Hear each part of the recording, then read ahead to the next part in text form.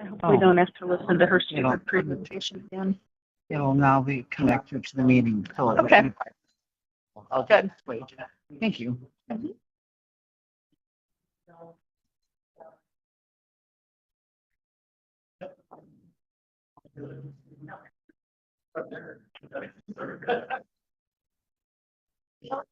Yeah, the laptop.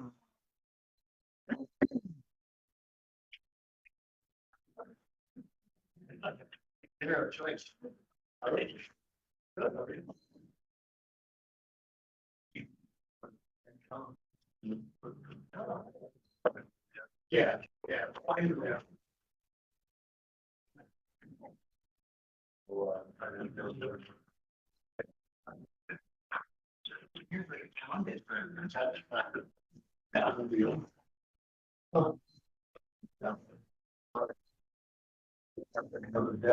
So.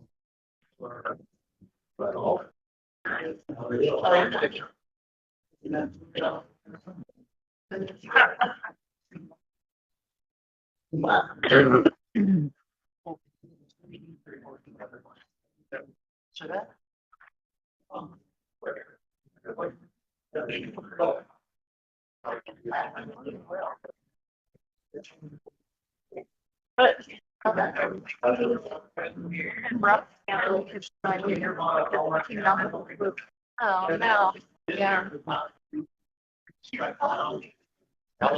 Yeah. Friendly retreat. How How are you? good. How are you doing? T-shirt. Well, it's very unusual for me. I haven't been back here how many years? Yeah. And I thought I didn't never wanted to come. I don't know. So we're gonna go toward the end of penetration, and then I said, that's it. What do you here for laptop? Yeah. Yeah. No, I'm here for that. Yeah. That's probably Oh, okay. bad, but I don't really know anything. Oh. Okay, I All I thought you were know is here. on a service. Yeah. Yeah, someone can make it help. At least I could read. I got home before and I heard about the meeting, so I went on. That one, the plan and agenda and everything, and I started reading. And, I mean, I didn't get halfway through, and I had list things that are inconsistent, that violate regulation. Yeah. I mean, and I didn't even get halfway through it. Yeah. I think I I'm could. glad it's not us. Yeah. I'm glad it's not us. Oh, yeah. Usually they make the comment at the end of the meeting. What? Yeah. I'm hoping that one of the. No. Hey, come I on. think one of the board members on the agenda. When did that happen? They did that last year because they don't want people coming. Times they move it because people get up in arms. So we need a control strategy. How do we get up in our? How do we get up in our? I should have brought it.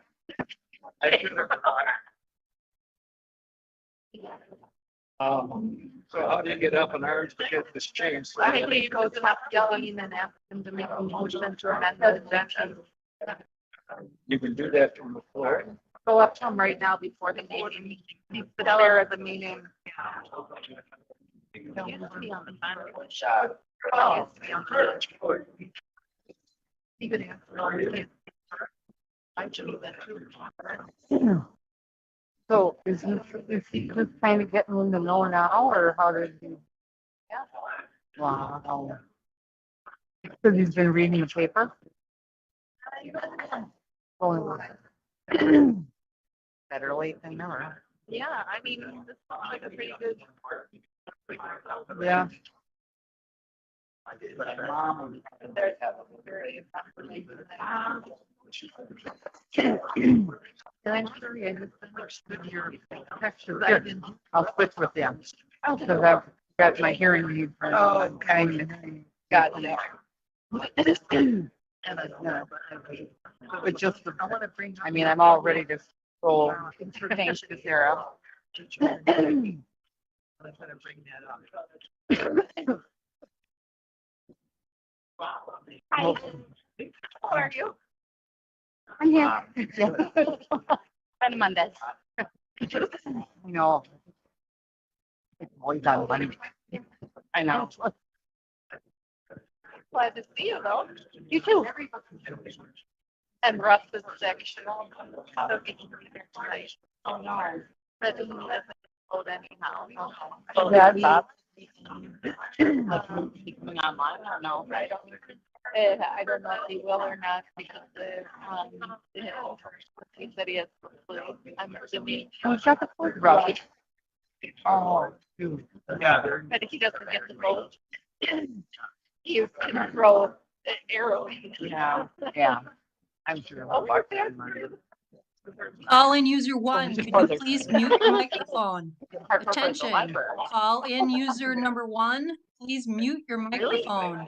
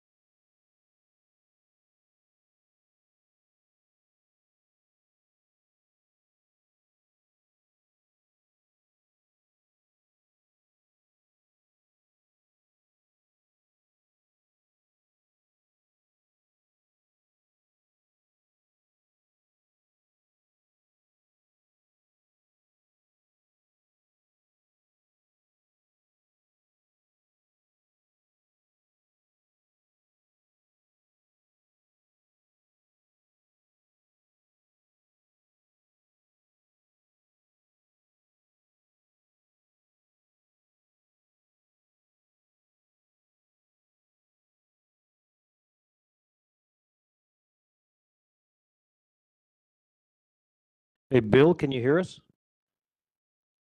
Mr. Shadid? We can see your lips moving, but we cannot hear you. Yeah, I can hear you though, but I don't hear the room. Time. Okay, Listen, I'm gonna exit and I'll come back in, okay? Exit and come back in.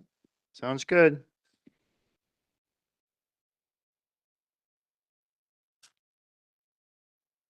All right. All right, so we'll call this meeting to order, a regular meeting of the Plan Commission on Monday, April 14th at 6:30 PM in the Germantown Village Hall Boardroom, and also can be accessed via WebEx. This meeting has been given public notice in accordance with sections 19.83 and 19.84 of the Wisconsin statutes in such form that will apprise the general public and news media of subject matter that is intended for consideration and action. Roll call shows all Plan Commission members present. Mr. Shadid is joining us via WebEx. And Mr. Ewert is ill, so he would not be with us tonight and is excused. At this time, we'll go to the next item on the agenda, which is the approval of minutes from the Plan Commission meeting of March 31st, 2025. Make a motion to approve as presented. Motion made and seconded. Any discussion on the motion to approve the minutes? No discussion. All those in favor, please say aye. Aye. Aye. Opposed? None opposed. Motion carries. Bill, can you hear us? Yes, I can hear you. You hear me? Soft. Is that a backroom issue or is it a? All right, well, we'll have to listen intently for Mr. Shadid. Are you not hearing me at all? Can hear you better, a little bit. Okay, maybe I'll just speak up a little bit. That'll be better. Yep, use your outside voice. Yeah, okay. All right, as we start the meeting, first item is unfinished business. Unfinished business. Mr. Tarantino. Can I make a motion to move the citizen input to the front of item A? That is your motion. Do we have a second? Second? Motion by Mr. Shadid. I'm sorry, motion by Mr. Tarantino, second by Mr. Shadid. All those in favor, please say aye. Aye. Aye. Opposed? None opposed. Motion carries. That then takes us to the first item on the agenda is now citizen input and public appearance. If there's anyone within our audience that is here to participate in citizen input or public appearance, you're welcome to do so at this time. We would ask that you would fill out a yellow slip and come to the podium and state your name and your address for the record, so those in the audience know who you are and those that are listening at home know who you are. And if there is anybody that is joining us via WebEx, please make your intentions known so that the moderator can bring you forward at the correct time. There you go. Got it. Okay. I'm sure most of you are here tonight because we're rejecting, number one, this TID, number 10. After all the research, this whole project should be shelved. I recommend that the people involved in this, Bailey Copeland be dismissed, Rinka be dismissed. They're making hundreds of thousands of dollars off of selling this land, and the Germantown board is doing this. This is our money, okay? And they're going to profit huge off this unorganized mass profit plan that's going to cost us millions of dollars in the long run. It's the most unorganized, massive plan I ever saw in my life. And I don't know as much as some people do, but if you people don't speak up against this, it's going to cost us a lot. This whole thing, first of all, the TID shouldn't even be voted on until our new president is in office, okay? And he has something, he has a different vision for this village. And people don't want what has been shoved down our throat, okay? And we've got a lot of problems here to begin with the whole plan.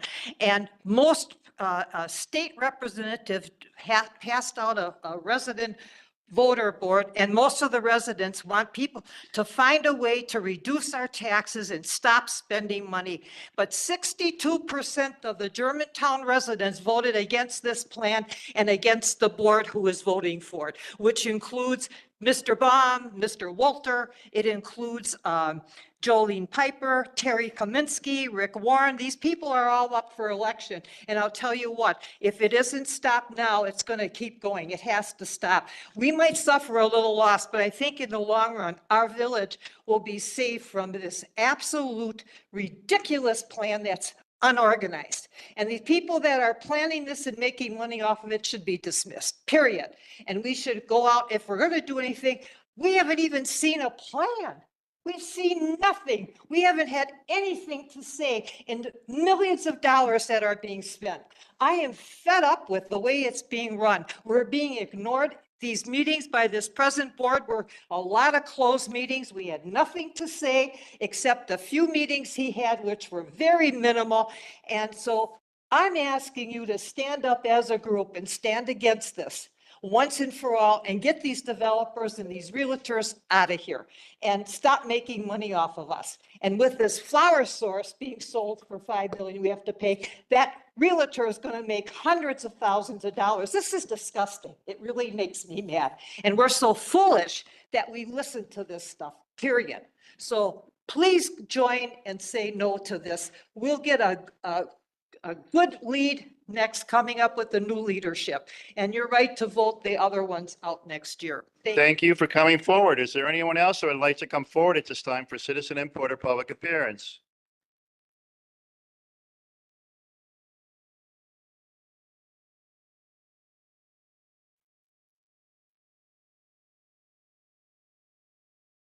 Sarah Larson, Butternut Road. We clearly have put the cart before the horse by buying the properties before having community input and getting the sentiment. My first point is Trustee Baum should recuse himself, given that his relationship with Gray Wolf has not ended because the village has mortgages with Gray Wolf on the flower source and that 1 acre property. And so I encourage you tonight in this discussion, please, Mr. Williams, ask how much the mortgage is now on Ascension for the, with Gray Wolf. And then, so we know exactly how much money will be due at the end of June, in addition to Ms. Copeland's $500,000 in commission on that transaction. Then on the Ayler's slide about the gap revenue sources, there was a comment on there about levy support for community projects. So I take that to mean that you're saying that there is going to be tax levy outside of the TID on the rest of the community because you don't have a solid financial plan for this. And so I'd like an answer on that as well. Let's see. Oh, do you guys realize that on your June Plan Commission meeting, you're going to have the Gray Wolf property, this Ascension, ahead of you? Because there are 2 lots actually, and I think it will be for joining those together. And I'm assuming that maybe was a term of the contract, but you may want to look on the village website real quick to see what the background is as to why that property is going to be ahead of you in June. Thanks. Thank you for coming forward. Is there anyone else that would like to come forward at this time for citizen input?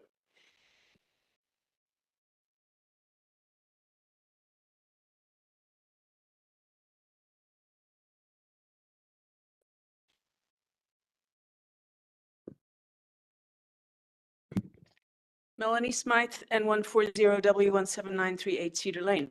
Good evening. A couple of things. I decided to take a little walk down memory lane and had a look at the comprehensive plan. And I found in there that we said that we were going to add only 2,300 households by 2040. Well, that all got thrown out the window with this Tracy Cross thing. And now all of a sudden we're trying to add 5,000 over the course of the next 10 years or whatever it is. There's also no mention of high density anywhere in the comprehensive plan. It talks about medium density as being the maximum that we would like for our village. This is what our actual mission statement was, and that is Germantown's ethnic heritage, high quality of life, is based on its rural and suburban character. It doesn't say urban. And desirable location in the greater metropolitan area, which helps us create our competitive advantage. We will work together with respect for each other, maintain that character, and ensure Germantown's future as a neighborly and safe place to live, work, and play. Well, I think that got thrown out the window when this whole village center got started. I'm against the TID. I think that there's some numbers in there that are incorrect based on the state statutes. I don't understand how you can get to 51% for rehabilitation. It doesn't make any sense because if you look at the total acreage, it's 51.43. If you take, and 14.8 of that is residential, 36.6 of that is commercial. If you take out the wetlands, the total is only 42. By my math, if you add up Ascension, Flower Source BP, and the BMO, which people have said are the things that need to be rehabilitated, that's less than 50. So we're in violation there with that resolution. Are you going to just say that all those houses and all of the properties in the TID boundaries are something that needs to be rehabilitated? I don't think that's very neighborly. And I know that only some of the people have been spoken to, the property owners. So I think that's wrong. It needs to be revisited. Those are my comments. Thank you for coming forward. Is there anyone else that would like to come forward at this time for citizen input?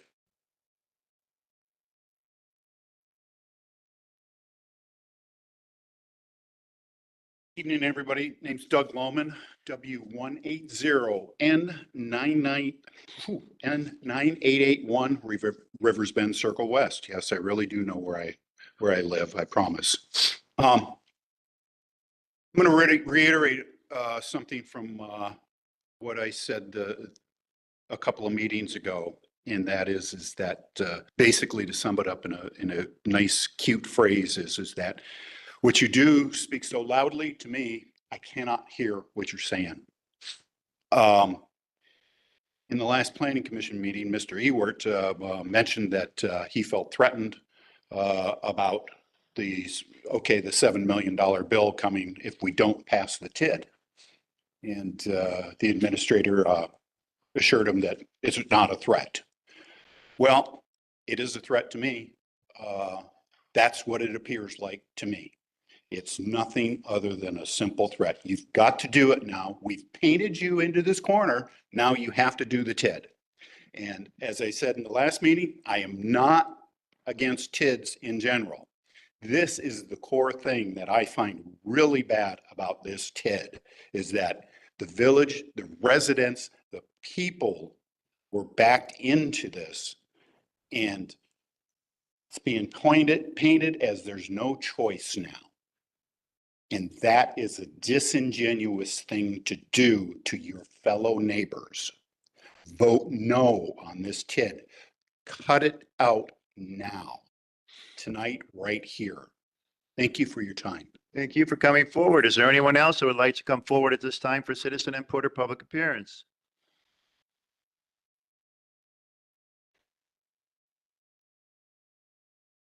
Get more involved, Tom. I'm sorry. More involved. Tom Stoffaker, N140W12881 Cedar Lane. I'm here to oppose the TIF district, but first thing I want to say is that we're talking about this village center. This village center has nothing to do with the TIF. That is this huge area that has been defined as part of Mequon Road, Pilgrim Road, Main Street, but it's a diversion from what is the real issue, and that is financing a TIF on land that amounts to 7 acres of property that needs to be rehabilitated. That's what it says in all the packet of information. 14 acres or 15 acres of the flower source is total. 7.2 acres of that is wetlands. It cannot be developed. So you're talking about 7 acres out of 42. That's 19%. Now, as was said previously, the minimum is 50%. It's impossible to get to 50%. You're violating the state statutes by doing that. The numbers make absolutely no sense in the financial documents that have been presented to the village by whoever. I don't know who does this, whether it's Ehlers or whoever, but the village is going to be spending $49 million for a project that is going to increase the increment of taxable income or tax base by 84 million. That's 58% of the money that is going into this TIF district is from the village, and that's what's paying for the total increment. 58% of it is coming from the village. I defy anybody that is in the business to show me a TIF district in this state that put that much money for that little increment into a new TIF district. I don't see it happening. And if it has happened, I'm betting that it is not paid for itself. The worst part about this is how the village board can defy the residents who, I know going back 30 years, every single survey that has gone out has indicated by a vast majority responders do not want multifamily. We're not talking about defining it as a apartment complex. If you put that in the questionnaire, that would have been probably 99% of the people would have said, no, we do not want 5-story apartments in this village. I cannot understand how the planning commission, the village board can go against the wishes of the vast majority of the people of this village who time and time again have indicated that with absolute certainty, they don't want this kind of development. Amen. Thank you for coming forward. Is there anyone else that'd like to come forward at this time for citizen input or public appearance?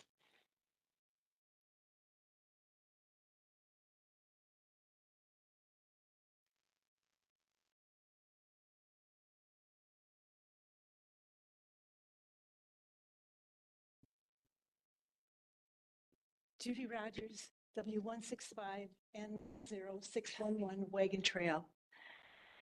I have questions. I'm trying to keep an open mind about this, and I talk to an awful lot of people, and it just raises more and more questions. And the people that I ask of these questions, who I think should know the answers, don't. Okay? I was told that we have to proceed in order to get the answers to the questions that we have. How is that even rational? Those questions should have been asked and answered even before this went on. And I guess I'm very naive and don't know about village government, but I know that the village has spent, in my estimations, I've heard $7-8 million already on land. When did our village government get into the real estate business? Okay, and that money is our taxpayer money. Were we asked if we thought that they should spend it on that? I don't ever remember being asked. Something to me of that magnitude should have been a referendum.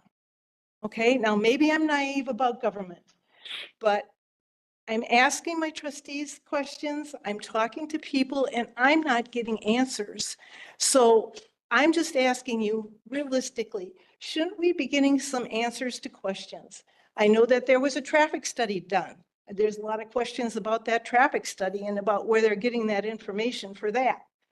And there's so many other questions about what these services are going to cost us down the road if this is actually put into place. So I'm asking you, please stop, ask the questions, get the questions answered before we even try to proceed with this.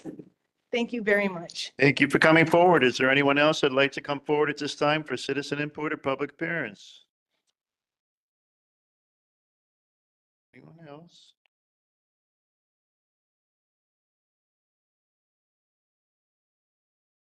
My name is Randall Wolf. Here's my slip. Just gonna try to use common sense. I don't know anybody that's up there. My wife and I are, we're in Wauwatosa. We lived there all our lives. We came out here to be by the grandkids in Sussex because we have great school systems out here. I think we have to keep everything really nice out here. I think building apartments is not the key. We moved here because we wanted to keep it. We moved out to Germantown because it's a nice smaller area. We don't need apartments. We don't need any more retail. Look at Brookfield Square, that's destroyed. There's nothing there anymore. So I'm not going to even spend 3 minutes, but I think if we asked everybody here, nobody wants this kind of thing built. We don't need any more apartments. We don't need the traffic flow of all these apartments and whatever this all is going to curtail. So in conclusion, I hope even tonight we would stop this. This makes no sense. That's why we came to Germantown, because it was small. It's very quaint, excellent people living here. And we're just happy to be here for the 3 years with my wife being here with me. So I hope we block this. I hope everyone's, I like to see people raise their hand to see if they're against it tonight. Yeah, anyone raise their hands? Here we go. Nobody wants this. My uncle was an alderman in Milwaukee for many years, Alderman Haas. I wish I wasn't in politics, but we have the answer right here. Thank you.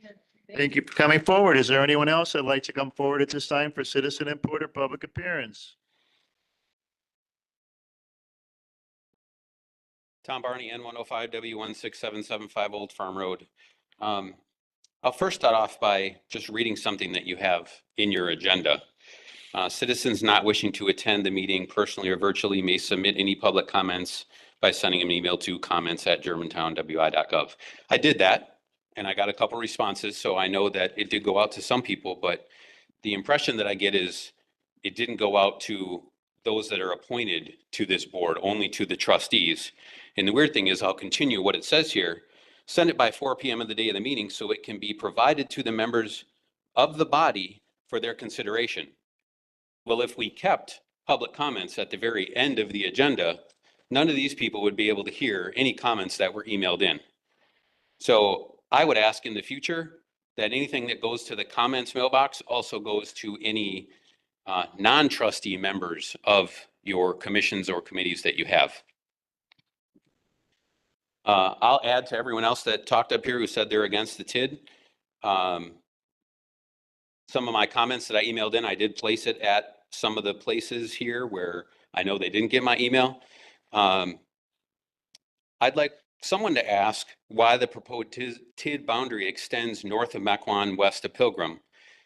You'll probably hear, well, there's a limit. We can't amend things so many times in the future, or maybe that those properties, that there's opportunities on them. Well, that's fine, but the current project ends at that corner. There are no phases of the project to go across Mequon or across Pilgrim. So I would say you should propose that those areas be removed from the TID. One additional item to consider is the viability of the whole project. We've heard that BMO Bank has no plans to leave, and you may hear Bailey Copeland tell you something different, but I've talked to the branch manager and they have no plans to leave. That puts phase 2 in jeopardy. So if phase 2 never happens and phase 1 does happen, the village will be stuck with 460 apartments and not the nice new fancy shops that the community could actually enjoy. So if phase 2 is the end goal, then nothing should proceed until those properties are under contract. So I'm going to ask that you vote no or vote to postpone this again until they can actually get those properties under contract. Thank you. Thank you for coming forward. Is there anyone else that would like to come forward at this time for citizen input or public appearance?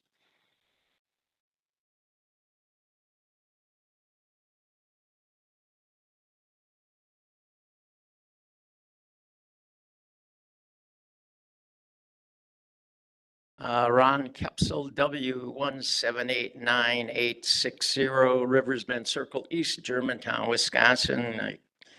If there is a ghetto section of Germantown, I live in it. No offense, it's on the other side of 41. Milwaukee native, lived in LA for 30 years, okay? I know what development really, really does to traffic and property values. We dug ourselves in a hole by buying this property. There's two rules of thumb when you find yourself in a hole. There's two rules. Stop digging and rule number two, see rule number one. I am vehemently opposed to this. I don't want traffic. For 30 years, I moved out here to get away from traffic, to get away from development. And now I hear this stuff's going on. We've moved here 2 years and I didn't realize what was going on until later on this year. So I am opposed to it. I don't like the traffic problems. If there's going to be 485 units, what, everybody's going to have a bike? No, they're going to have cars, okay? Think of that. Line up 485 cars in a row. What is that, a mile and a half? That's what's going to be going on almost every other day in this city. We don't have the infrastructure for that. So I would ask you guys to stop digging and kill this thing right now. Thank you. Thank you for coming forward. Is there anyone else that would like to come forward at this time for citizen input or public appearance? Anyone else wishing to come forward for citizen input or public appearance? There's no one else.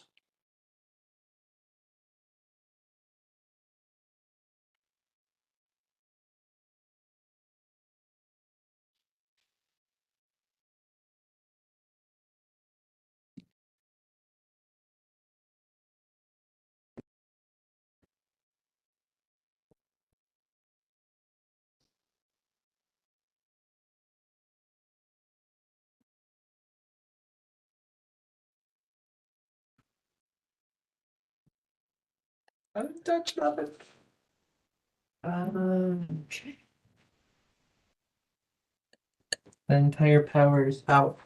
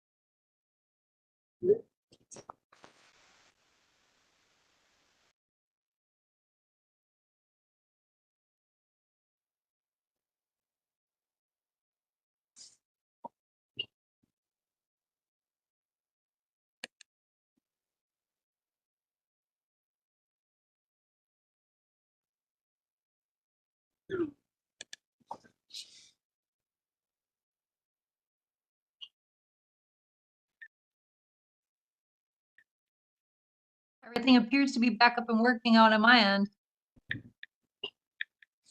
There we go. Oop.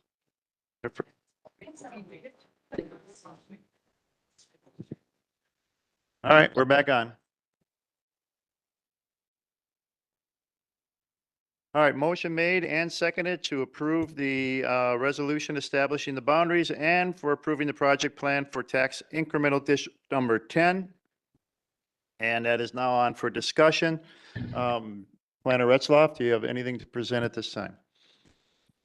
Well, yes, we had some slides to show that supported answers provided by Phil Costin and Ehlers regarding the questions that were asked by Plan Commission members at the public hearing on March 31st. Unfortunately, we're not getting any video, just audio. So, Phil, why don't you come on up and, yeah, that's good. And just go through it. Up, here we go. Maybe.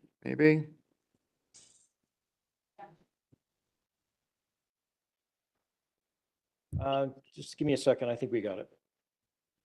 There he goes. Oh, excellent. Okay. Mr. Costin. Thank you. Good evening, Phil Costin with Ehlers, with John Cameron from Ehlers as well. We're following up with some questions that were raised on the 31st at the Plan Commission public hearing. There were a variety of questions that were asked by Plan Commission members and the public that we tried to respond to in this couple of slides. There are 5 key questions.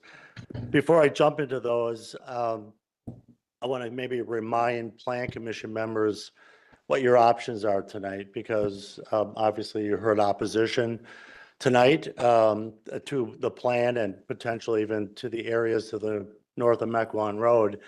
So you really have 3 options as I see it. 1, you can approve the project plan as it's prepared, and then it'll be forwarded on to the village board for action at a date that will either be next week or potentially May 5th has been a date discussed as well. Second, you can not pass the resolution. So there's a resolution in front of you. And what that'll do is essentially stop the process as it is right now. And we need that resolution to move forward to the village board. Really what that does is it forwards on not just the approval of the project plan, but the boundaries that are proposed as well. And then third, because you haven't gone through the approval process yet, you have the ability, as does the village board at the next meeting, to modify both the plan and or the boundaries. That's an option you have as well. Since you went through the public hearing already last week or 2 weeks ago, we don't need to wait 2 weeks between the public hearing and village board action. So this could come to the village board as quickly as next week. So again, you can modify the boundaries if you want on the fly, and we can modify the plan prior to bringing it to the village board. So that's an option you have as well. So you can approve, deny, or even modify the plan to meet your expectations or what your wishes are as Plan Commission members. So those are your options tonight. So there are 5 questions that were raised that we wanted to address tonight from the 3/31/25 Plan Commission public hearing. So the first was a question to see the actual redevelopment property map. So we have prepared that. Within project plan, the project plan, you'll see on page 12 also that we did address in the parcel list, the parcels and the percentages of how we got to the 51% in need of rehab or conservation. So that's in the project plan. And we did eliminate the wetland area from that calculation. So that was a question that was raised as to whether or not the wetland was included. That was not included. Second, there was a question as to one of the assumptions that we used and whether or not the 2% property appreciation made sense. So what we ended up doing is we looked at since this district has the ability to be in place for up to 27 years, what we looked at was we went back 27 years. Made sense because that's how long it can go out. And we did a historic property appreciation versus the 2% that we assumed in TID number 10, and we'll show you that in a little bit. Third, there was a question on the overall equalized tax rate assumptions that we used. I have a slide on that as well. And there was a question as to whether or not we should be showing a declining tax rate. I'll touch on that when we get into the slide and what the impact of that is. The impact of the property purchase if the TID is not created. That gets a little more complicated because it'll require essentially the village to borrow money to pay for that, for those property purchases, since the village does not have that kind of fund balance that they can tap into to be able to pay for that out of fund balance. And then I wanted to address a little bit about the $6 million gap that we had shown in the project plan. And there could be criticism of that, but you also got to realize we do show that.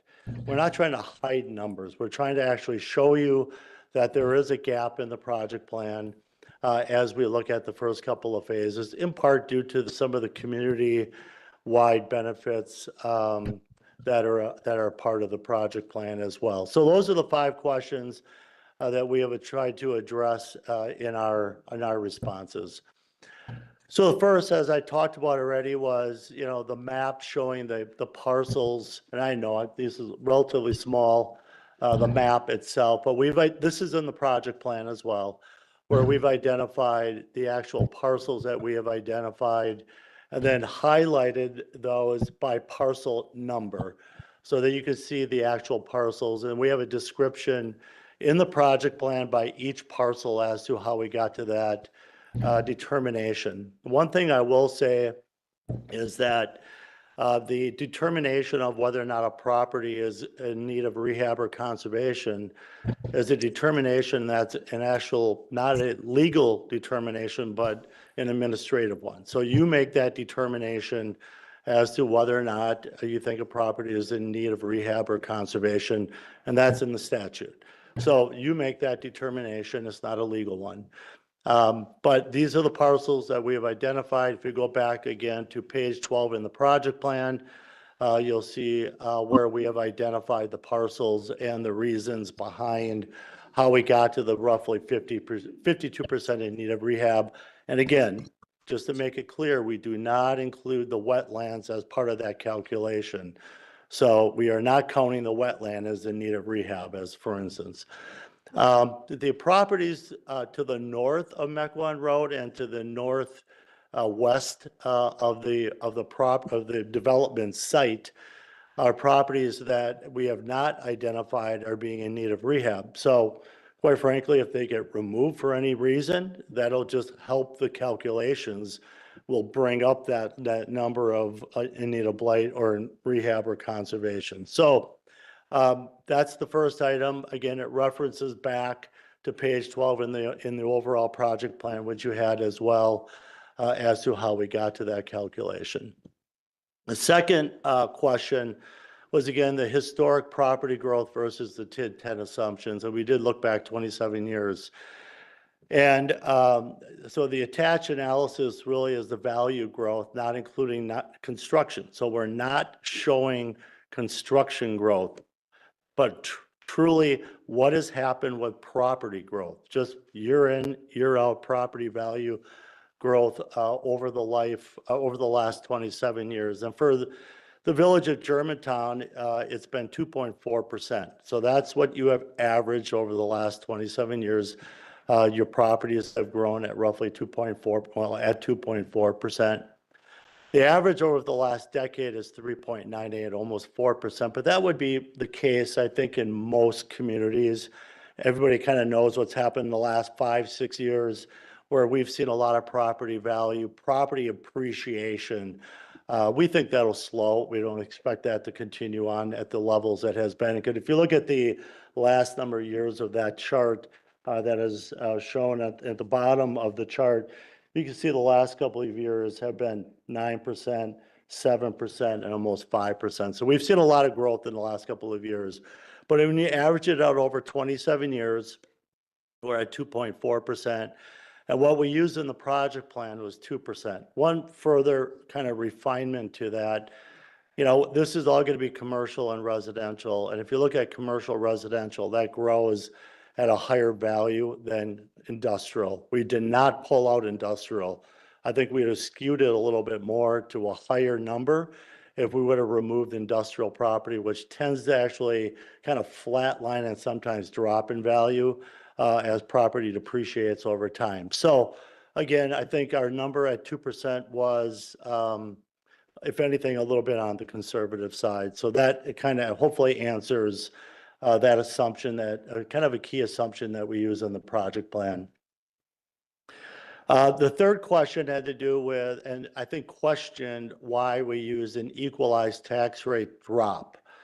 And so we try to kind of show you pros and cons of how we define that. So the flat tax rate, which we could have used and which is more aggressive, our fear by using a flat tax rate is it overstates the TID revenue potentially.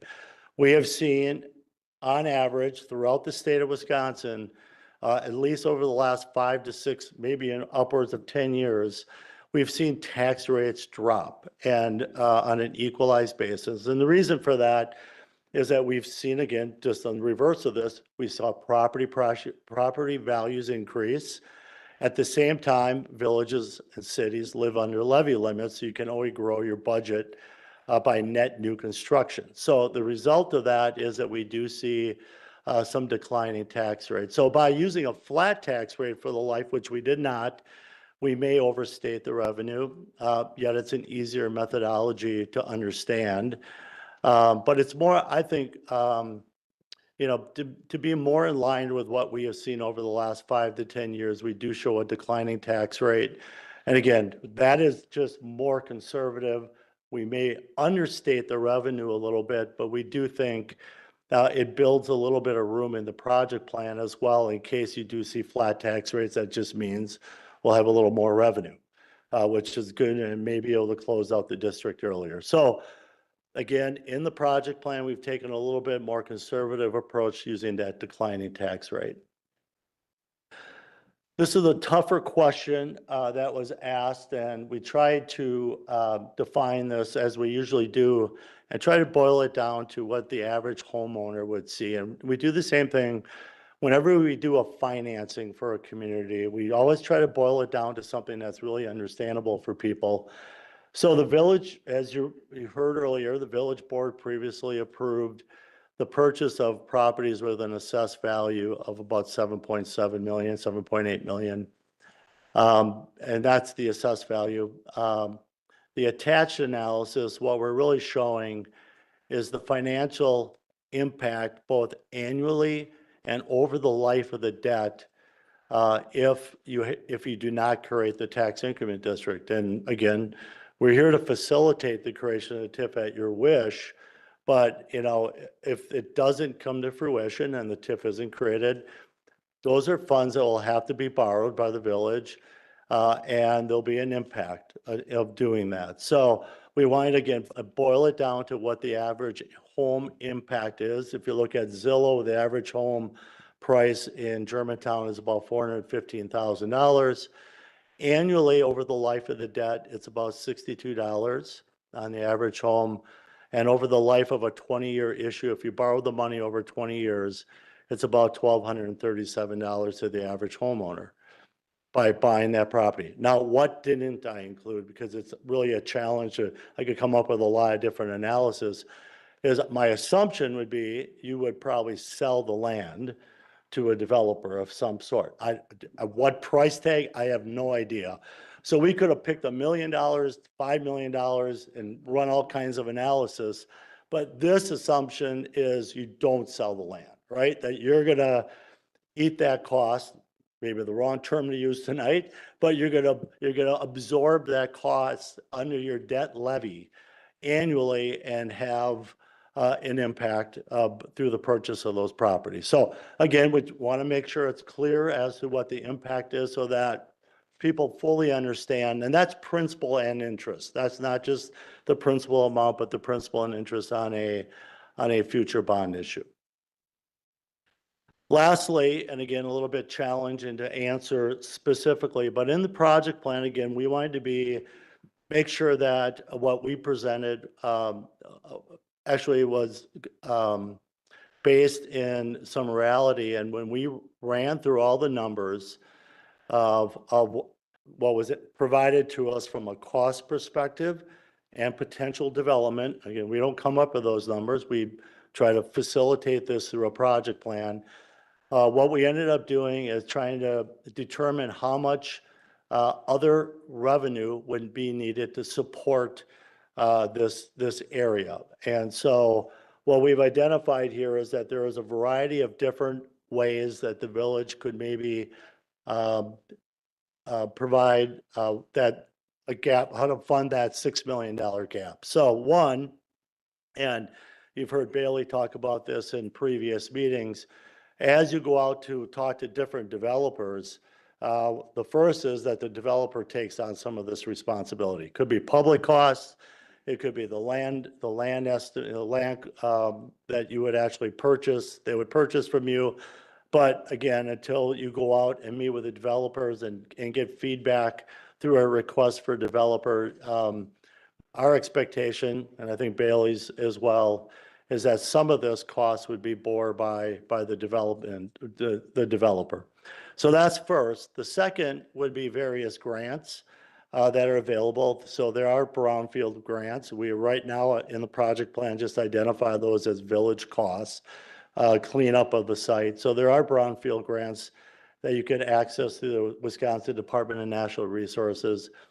There's something called Vibrant Spaces Grant through WEDC that I have a number of clients that have been successful in accessing funds where they're going to create a vibrant space, meaning an area for the community to gather. Third could be grants through Washington County. A reference was made earlier by one of the folks that came up and commented, levy support. There's certainly that possibility as well. If the village isn't successful in achieving that gap, closing that gap fully, one option is levy support through your debt service levy, kind of like the slide I just went through, where some of the money could be raised just through the levy to help support maybe for the square and some of those kind of, or the trail project, those kind of things. Finally, two others really quick. One is TID revenue from a revenue sharing from another successful tax increment district. Good news for the villages, you have successful tax increment districts that are that you have the potential to do a revenue sharing from a district to support this project. I highlighted TID number. I didn't highlight any of the TIDs in here, but all the TIDs could potentially be donor districts to this district to help kind of support this overall project. And then finally, we did talk about the projects, the parcels to the north and to the northwest. You could see development and redevelopment of some of those parcels over time as well, partly why those were brought into the project plan. We don't count on revenue from anywhere within this tax increment district except for phase one, phase two at this point. So again, I know these are kind of a wish list there, but these are all different areas that you could tap that would have the potential to kind of bridge that gap that we identified in the financing plan. So those are the questions that were raised. I know there have been a few other questions that have come up through different emails and correspondence. One of them that I know the village attorney is here as well, that came up was whether or not the board could have a standing joint review board, or if there had to be a revote every time for the public member and the chairperson. I know the village president or the village attorney reached out to the Department of Revenue, and you can have a standing joint review board like the village has done. So I think, from a legal standpoint, that has been met from the joint review board. I know there are some other questions that were raised as well, but I at least wanted to respond to the initial questions that were raised at the public hearing that was held on 3/31. Okay. Any questions, commissioners? Trustee Baum? I'll start it off. Phil, the numbers that you have used for how much a developer will pay us for the land is clearly a guess right now, correct? I didn't come up with that number. I'm pointing at the person who did. Ms. Copeland, if you can. So the $2.1 million, it's not a guess, it's a backed-in number. So that's a conservative number that is the minimum that the village needs in order for it to be successful. Okay. So it is not based on what developers will pay. The obvious answer is we are hoping to far exceed that. But it is a conservative way to going worst-case scenario. So it is safe to say that that number may change one way or the other. Yes, And we will not get that information until we have a developer to the table. that is correct. Okay. Then I'll go back to Phil again. Your other assumptions for the amount of money, the gap funding, those numbers are also not cast in stone yet because we have not had the discussions with the DNR. We have not had the discussions with the county. We have not had the discussions with other entities. Those numbers could be higher, could be lower. You're using basic assumptions. Yes, there's a lot of other assumptions that go into that. What happens with the equalized tax rate? What happens with interest rates? There's a lot of different factors.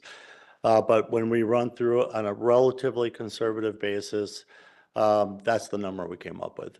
Okay, so. But it'll move, no question. Until we have all these conversations and all these meetings, all these numbers are subject to change. Correct. You have used a conservative estimate to give us a basic value of this is what you need to do, a target, if you will. So if the village continues to move this forward and negotiate with developers, county, other entities, we have something to shoot for as a minimum. Okay. That's fair. I'll stop there for now. Okay, any other questions? Ms. Henk? I actually have a few, but I'll start with some easy ones. Were there any other email comments submitted since the last meeting? Yes, they should be in front of you as well. Each person should have a copy of each of the email comments in front of them. Yep. I just wanted to verify that those were the whole stack of them. Yes. As a part of this process, there was a visioning study that was done. So we've heard from several folks that no one has come to speak out that they are in favor of this. I personally think that part of the reason why maybe no one has come to speak out it is very difficult to have a differing opinion than an entire crowd of people.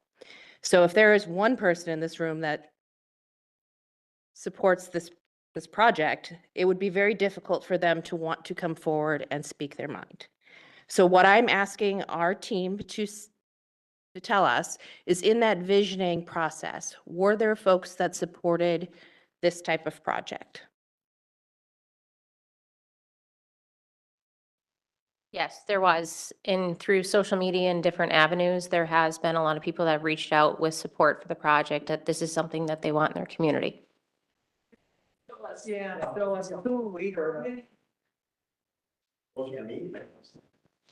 Yeah, I spoke to a couple of people myself after one of the visiting sessions here in person who were in favor of the redevelopment project.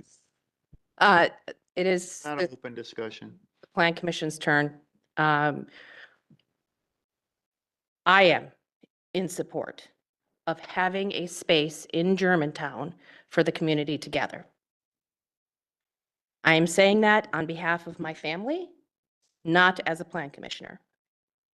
I want to make sure that everybody in this community has an opportunity to voice their opinion. And they're going to do that in different ways. So just because we have not heard someone come forward in this setting and say that they support this project, doesn't mean that there isn't support. So doing things like a visioning session where you have a way to write down your opinion in a measurable way, that is what helps to inform this process. Now, I would really, really like to see what the results of that were. And I think that would have really helped this conversation to see a report of what that looked like. And maybe that does exist. It was actually presented at the Planning Commission, or the rest, it would be considered the third visioning, where the public got up and was able to have inputs, and the results were also put as part of that presentation. Well, that would explain why I didn't know. That was one that I had to miss. So that is another, challenge that, we've been talking about this at several planning commission meetings, several board meetings, that it does get a little bit messy of, well, what was discussed at each one. And it's hard to follow the process all the way through. So I can hear from several people who got up to speak is that it's not clear, that this process is very convoluted. It's very detail oriented. It has lots of legalese. So thankfully our attorney is here, our administrator is here. There are folks here that are here to help work through all of those details and work through that process. But it is still complicated. So we've hired experts to help us through that process. It is our responsibility to keep asking questions. And I think we're doing that. And I think the Plan Commission is doing that. But I do personally ask for a level of civility in this. I live here too. I want to go to the grocery store and not be known as the person who said, I want to have this development. Because that's not necessarily what I'm saying. I'm saying I support a community space. I support having multifamily housing in this community because at some point, I don't want to have the home maintenance responsibility. I want to have some place that I can rent in this community that is a nice place to live. Is it this specifically? Maybe not. But to say blanket statements like, we don't want multifamily housing and no one wants that, I can tell you that there are people who do. And by being the property owner at Flower Source, right now, we are the property owner. We are in the driver's seat of how this moves forward. Whether that is TID 10 or something else, we are in the driver's seat. And I ask each of you in this room, what could that look like? Share some positive things about what that could look like. What do you like about this plan? Because it's not all bad. There are some questions. There are a lot of financial things that need to be worked out, but it is a concept plan. We are at a concept level of this development. So what is good about it? Because all we're hearing is the bad. Help us help you. All right, with that, I'm going to get off my soapbox and talk a little bit about the Mequon TID 3. Some of you may or may not know that I worked for the city of Mequon during a portion of that development, and it too went through this process. It too had residents that came out and said, we do not want this. That process started back in 2008. The first development didn't happen until 2014. It started with a grocery store. The Outpost was actually the first part of their TID. And it continued to expand, and it included a lot of multifamily housing. And I think if you've been to the Foxtown development and you've been to Foxtown Brewery or you've been to the Mequon Market, those are very nice developments. They brought in 35 new businesses to their community. I see a lot of positives for that. Why can't we be looking at this as an opportunity, as an option for us to bring community spaces, businesses, and residences together? So that being said, today we're looking at project plan. What is before this plan commission is this concept plan something we can support? Something that we want to move to the next step so that it can go out for something called a request for proposal. That request for proposal is what then develops the next level of details. So you're looking at it from this really high level of what could it look like? Then you take it down another notch by bringing a developer in, seeing what they could envision in this area, what could fit in that parcel. So there are many layers and many steps to this process. It's messy. You don't really find out the details until you get further into the process. So there are a lot of questions. So my understanding is our decision today is, do we like this concept enough to move it to the next step? Right, now I'm officially done. Other questions? Mr. Williams?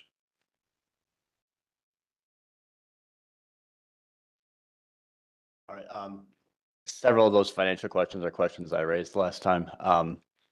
The first one being, that I want to talk about is the reduction in the tax rate. Actually, before I start, I'm going to say, again, I'm not for or against. I'm just trying to make sure I can get to some comfort level with the numbers that you guys are providing. So first is, my question was not why did you guys use an assumed tax rate reduction? It was, if we're going to assume conservatism on the tax rate, why are we building in a growth rate on the real estate value? So if we're going to say we're going to take the tax rate down because we want to be conservative, why are we building in a 2% growth rate every year for 27 years? That was my question. So when I ran the numbers, I said I assumed no growth rate, no change in taxes. It came up to about $5.4 million of revenue is being generated just off the assumption that we are going to increase the value of the real estate. So that was the first thing. The second thing was the gap. So when I look at the total revenue being generated from this TIF, if you take the gap of 6 million, the assumed sale of land that we have no idea will take place at 2.1, and then another 5.4 million on an assumed growth rate, we're talking about 35% of the revenues from the TIF coming from assumptions at this point where we don't really know where that's going to be. And so I'm just trying to get comfortable that, we're saying that the option right now is that we're going to have to levy taxes on residents to cover if we don't pass the TIF. Well, if we pass it and we don't fill these gaps, we're going to be doing the same thing with a much bigger number, right? So I'm just trying to get comfortable with what you guys are presenting. The last item.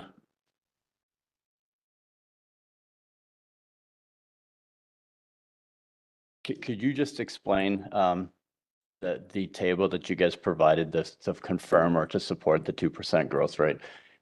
I was assuming that what we're taking is the change in equalized value year over year, less new construction would give us the economic change to determine what the rate of change was, but those numbers aren't exactly working out. So is the difference between equalized value year over year not equal to the construction plus the economic change? Yeah, I kept the new construction and just kind of show you how we got to the EV, the overall EV. But we're not counting on new construction as part of this. So we're just taking if you remove that, we're just taking the economic change from year in and year out and doing a percentage of that. Yeah, so just so I understand, if you look at the equalized value change from 1998 to 1999, it does not equal the new construction plus the economic change. So if I pull new construction out of that change and equalized value, I don't get to the economic change. Is that not the way the chart's working?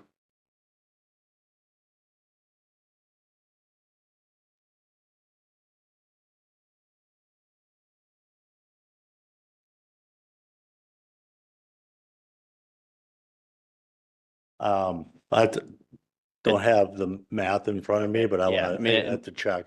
Is this, and most of our development we're talking about is multifamily residential. Are we saying this is indicative of the economic change in multifamily residential? We did not differentiate and try to pull out by land use. It just gets to be very cumbersome and difficult to do.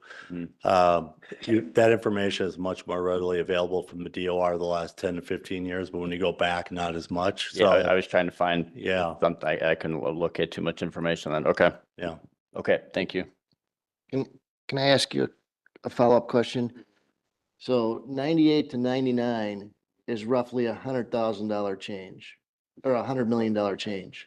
About 99 million. New construction is 60, so if I take that out, I'm at 43. The math is kind of there for me without doing the actual math. Am I missing something in what you're? 1,000,000% or 1,250,000,000 minus 1,150,000. 1 million is about a $99 million difference, and new construction plus economic change is about a little over 104. Yeah, So what? $5 million John, difference. So, John just reminded me, I mean, what's embedded in here is also personal property. okay, That probably makes up the difference. all right, got it.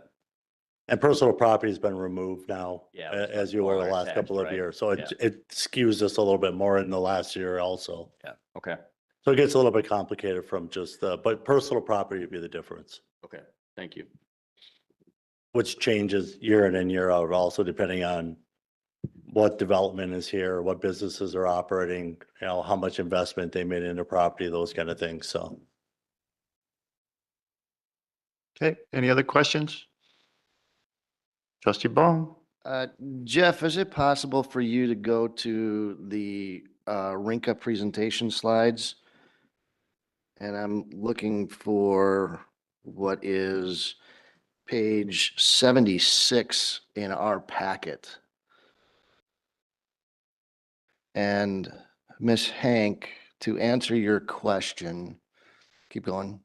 That one. Back one. Back one? Back one. Sorry. That slide there. The online polling that they took is this graph on the right-hand side. This was done at the moment as Rinka was presenting. What do you think of these ideas? What do you think of this? What do you think of this? At the end of the survey, they did, okay, now that you've heard all this, what do you think of this project? This is showing 7.8% or 7.8 out of 10 was satisfied with what they were being shown. So that is what is leading to several people saying, yeah, we like it.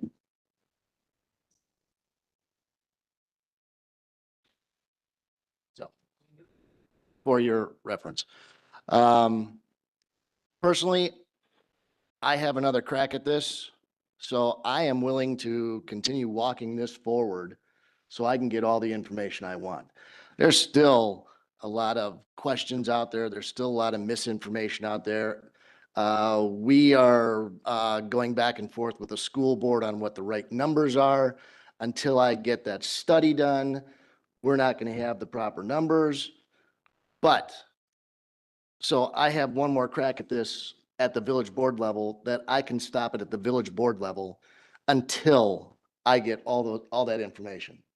So for me to say, yes, I'm willing to move this forward, I still have another crack at it. I know there's a lot of missing stuff today, but we're trying to fill all that up. We were talking about having a developer at the table sooner rather than later, but that has been postponed now. So we have to wait for that. I'd rather be doing it now. I'd rather be doing it in conjunction with the TIF being talked about and voted on, but I can't. I'm being forced to wait on that.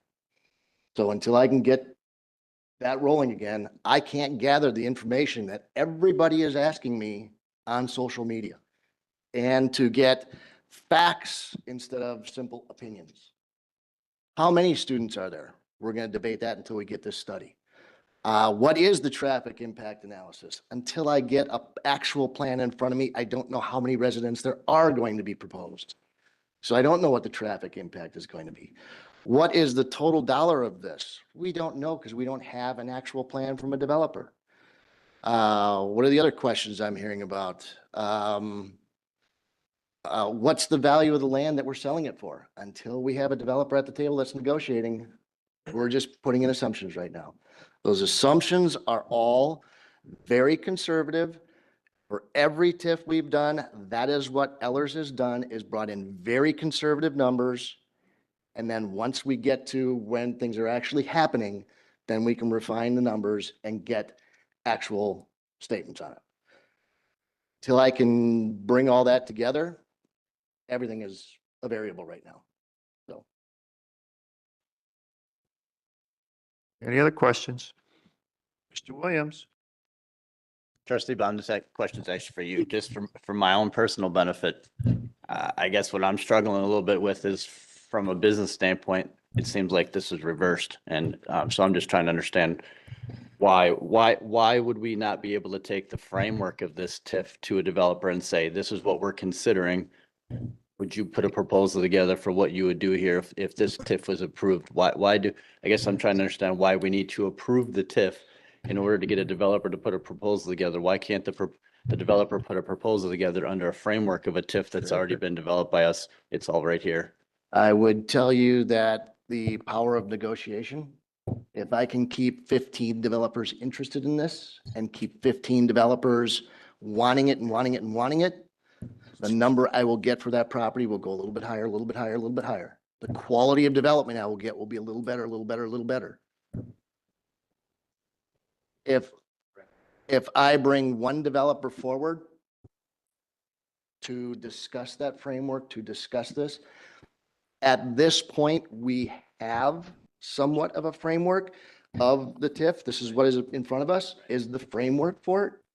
That is enough to entice developers to continue coming forward. Yeah, that's my question, is why can't we say what we already have?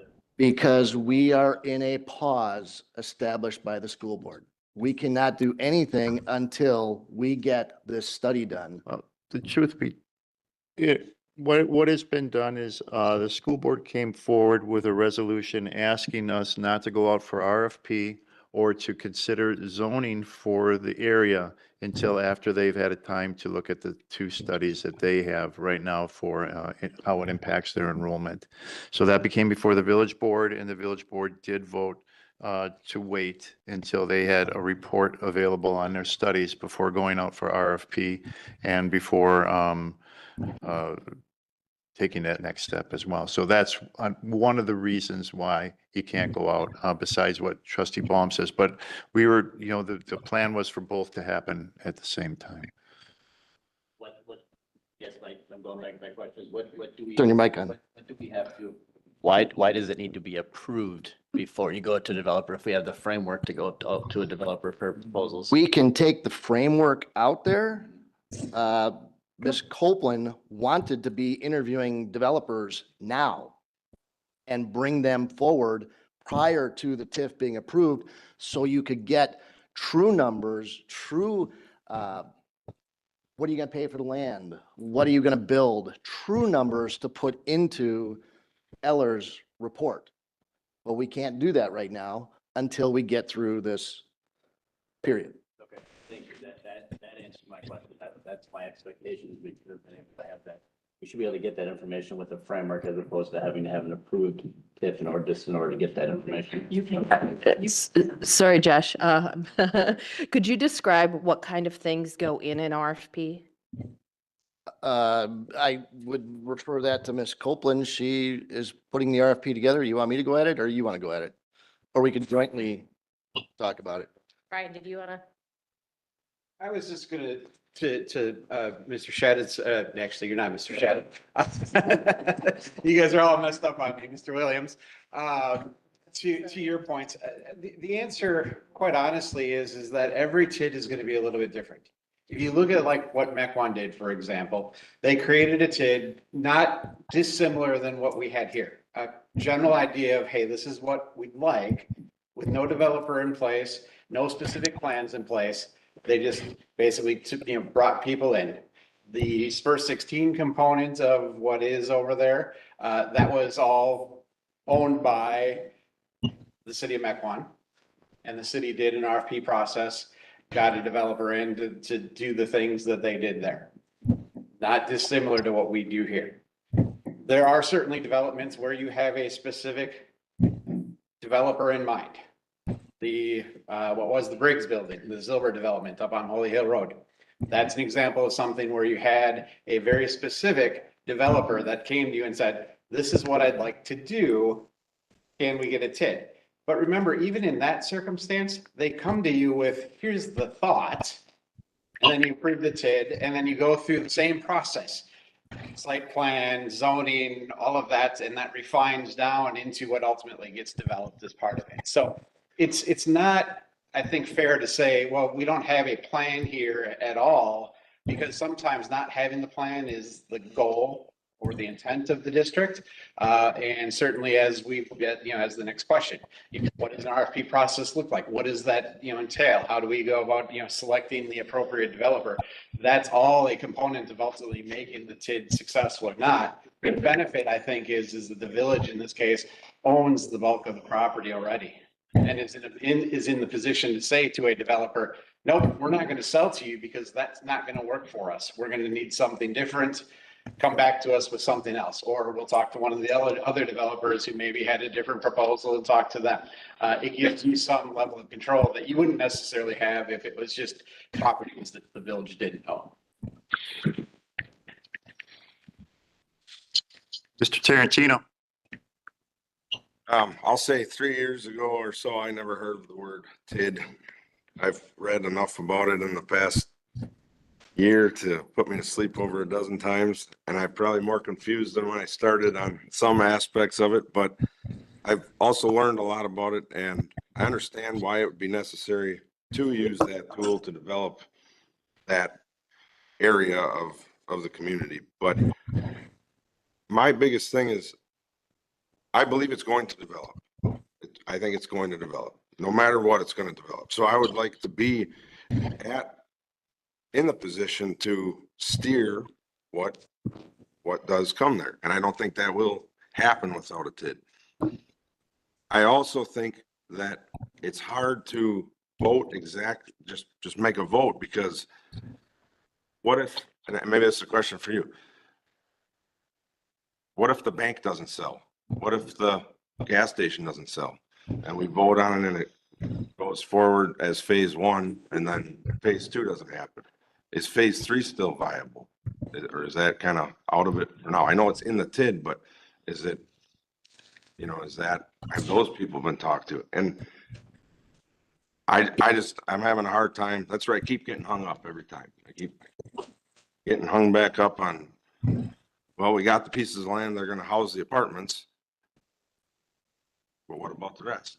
And I'm putting faith in the people that have been voted into office and that are paid to do a job that they've got it handled, but it's a contentious vote, and I feel like some of those answers would help,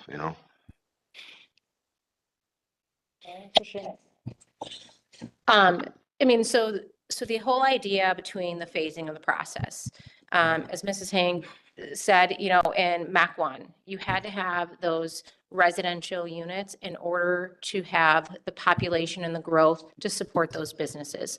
The whole idea behind this was, the residents wanted a town center or market plots with commercial and places to go eat and drink and for businesses to be attracted to.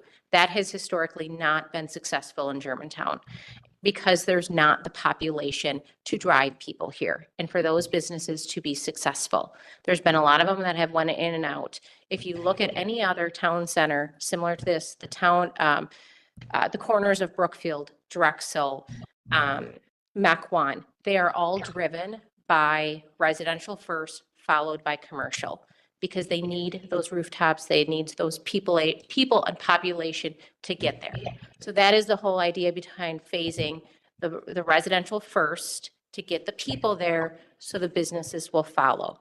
And again, I've talked with many commercial brokers that are in the trenches with every tenant and going, well, what are your parameters? What are your traffic counts? Where do you need your trash? Where do you, how many people do you need around? What is the population in order to get to that? And so that all of that information has been taken into consideration while looking at this plan. As far as other conversations, there has been a lot of conversations with the bank. There has been a lot of conversations with the BP. There are other opportunities to pivot if we need to shift where that town center goes. It is not the first choice because the whole idea is the gateway on the corner, but there are other opportunities to still have all of those options without those two properties. Thank you. I'm just having a hard time with, like I said, with that part, because if that if this were a TID for apartments, I wouldn't vote for it. But because of that component and understanding that it needs people to support it and the people that already live in the community to support it, it makes sense, but it comes last. And then if that doesn't come to fruition, and we move it off in the bushes, I don't know, it just doesn't feel like the same deal, you know? That's all I have for now. Can I give you the more pragmatic answer? Sure. You've got the Rosie and all that. The reality is that at the end of the day, the village board controls how development takes place on that site. And if the village board, for whatever reason, would decide, you know what, we're going to hold off on pulling the trigger on doing the development as a whole until we know we've got BMO and the gas station under contract, or that the developer has them under contract and wants to see a more holistic approach to do that, that's within the power of the village board to do that. It may not be the right choice, but that's ultimately for the village board to decide once all of the data is presented to them. What does the development look like otherwise, with or without those, respective corners? They ultimately are the ones that control it. And in the worst case scenario, I saw somebody had said earlier, I think during one of the public comments, that, what if this fails? And then, you've got even more money that goes on the tax bill as part of the TID closure because you didn't meet your TID expectations. That's only true if the village board pulls the trigger and does anything beyond just acquiring the properties. Why would we do that if we didn't have a developer that was in place? You're not going to put in the water and sewer infrastructure, for example, on the hope that you're going to have a developer. That's going to be, to Trustee Baum's position, that's one of your negotiation points. Maybe you pay a little bit more on the property and we do a little bit more on the infrastructure, or you get a little bit less on the property, but you put all the infrastructure in.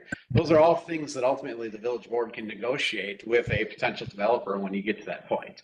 But there's nothing that says once the TID is created that project is a go, go, go, go, go. It's just, it sets the framework in place to allow you to then go to the developers and say, hey, we've got the ability to do a development here.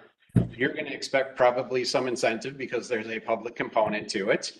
Let's talk about what that looks like and figure out the best deal for the village as a whole.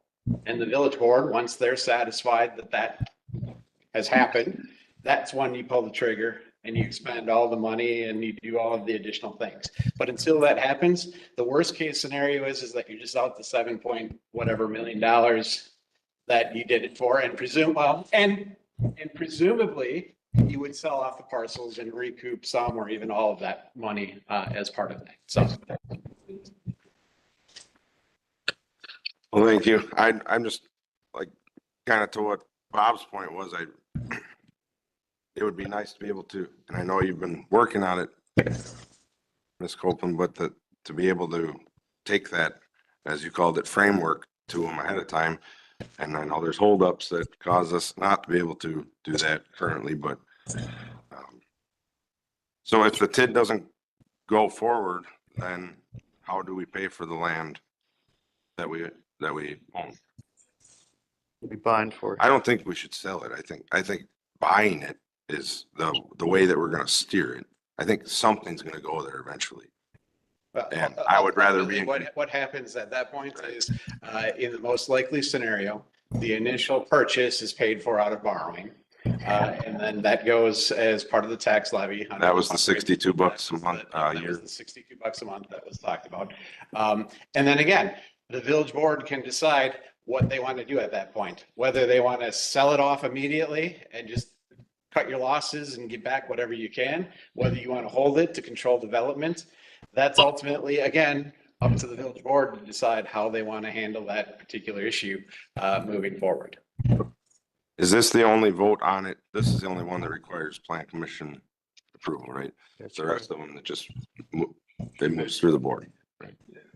Correct, until there is a development, and then it goes through the typical rezoning, the site plan, that kind of stuff. That'll all come back to you as part of it. But you guys, for example, don't typically see a development agreement. Yeah, right. Just can't follow up. Actually, it's still the same question. We didn't actually get back to what's in an RFP. I was gonna go there for you, but Okay, so we went out for RFQ, which is a request for qualification, to gauge the interest for developers in this area. In that, it had this general plan. I don't even think it was this developed at the time. And some general ideas of, hey, residential here, here's the corner, the village is going to have control of the land. Are you interested and are you qualified to build a development such as this? And this was really for phase one, which is, if you go back to the, with their yellow buildings, nope, right there. It is just for these. And that would be considered the phase one, which is the residential, which is driving the commercial. And so we got 14, 15 back of qualified. And it also lists out, you know, what their experience is, you know, what is their financial capacity, so forth. So the next set is going to be a request for proposal, where we'll be asking these developers are, bring us your numbers. What is it going to cost you to build these? What are you looking to build? But these developers also need guidelines of what does a village want them to build? And they're not going to go and spend a ton of money without the buy-in from the village of understanding that, you know, there's going to be 200 units or 500 units, because that gauges whether developers would be interested or not. There's certain developers that only do small things, other ones that will do big things. But at the end of the day, they will underwrite their financing and understanding, you know, how much it's going to cost, what they think is going to fit here, and that the village is bought into actually building something like that. That's why the zoning is important to be in place. So it gives them a guideline of what the village wants. And it would be a competitive analysis of going, here, we would pay the village X for the land. We would want them to do this infrastructure. And it would detail down of what are the developers asking from the village, if anything, and what would the village, what would they pay the village for the land? But it goes into more detail of background. And to the further, I've actually added of going, in your past experience, how have your multifamily buildings affected the schools? How many students do you typically have in it? So they can also put their 2 cents in their actual experience of their portfolio, how that has affected the school districts as well. Trustee Baum. Bailey, before you step down, of all the developers that you have been talking to, is it correct that there are some developers that are small developers that would need to team up? This one only does the multifamily, but this one does the commercial, and this one does single family. So all three of them would need to pair up to do this, or you have a developer that would take down all 35 acres and do the whole thing all themselves.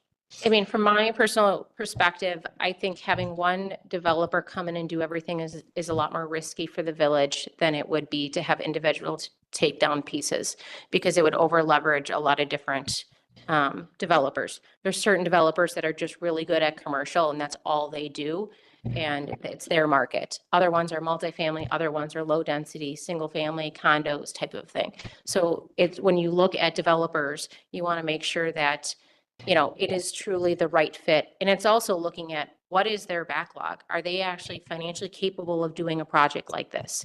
You know, are they able to get a loan? There's a lot of underwriting that you go through when looking at a developer to make sure that it is lowers the risk of committing to them, that the project that the village wants done will actually get done. Okay, and do you have any idea at, for example, the MEC1 developments, how many different developers there were there on those? There's a lot. 2 is a lot? At least 8. 8? Yeah. At least 8. 10? 10 different developers came in to do Foxtown, Spur 16, and MEC1 City Center. Over how many years?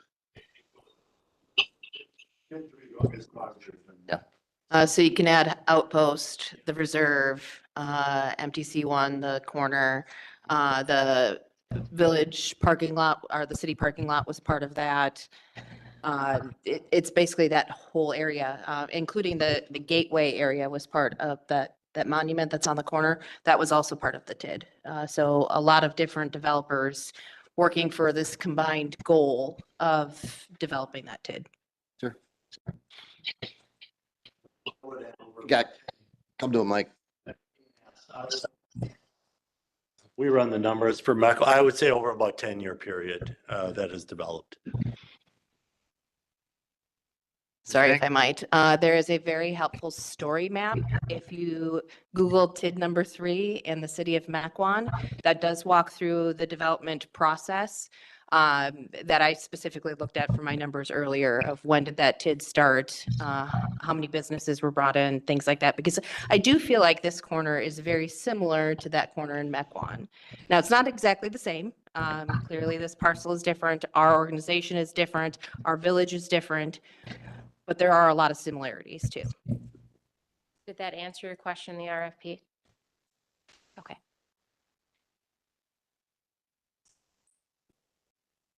Anything else to present, Mr. Retzloff? Did Mr. Shedid have anything? Yes, I That do. is. Go ahead, Bill. Okay. I think we're missing one major point here. I think that, as all of you on the board can attest, we've gone through quite a few TID programs over the past few years. We've had some displeasure with some of them. Generally, we got beyond it. We've had some successful business developments. But one thing we did different, in my opinion, this time, is that we bought the property. And the public didn't know about it. And they got mad. And I think they showed that a week or two ago when they had the election. I'm reluctant to do anything with this until we move to that administration. I feel very strongly about that. I do agree with the eloquent words from Ms. Hank. I think, and Tarantino also, with the idea that development will take place. We will see some of these things.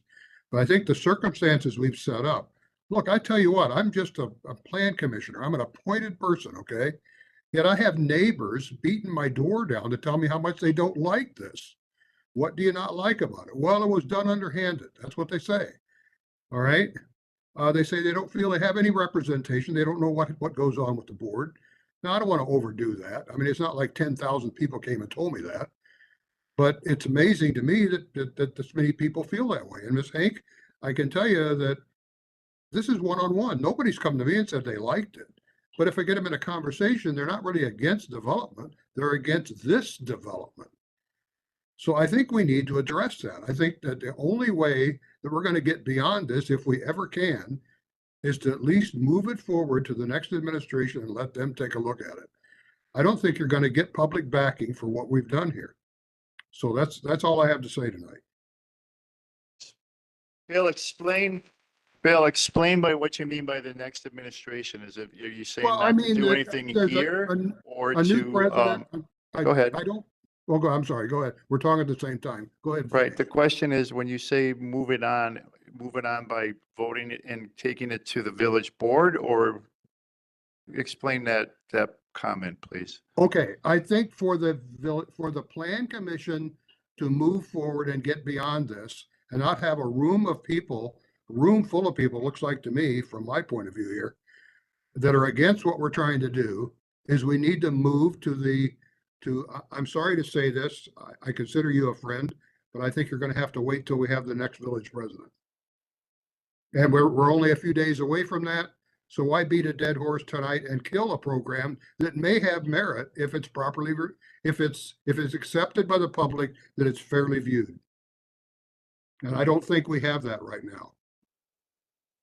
I'm not suggesting that's the way I personally feel. I'm just saying that's evident to me. All right. Thank you, Bill. Okay. Commissioners, there is a motion on the floor. The motion right now is to approve the resolution establishing the boundaries of and approving the project plan of tax incremental district number 10. Mr. Letchoff, is there anything else to add for presentation?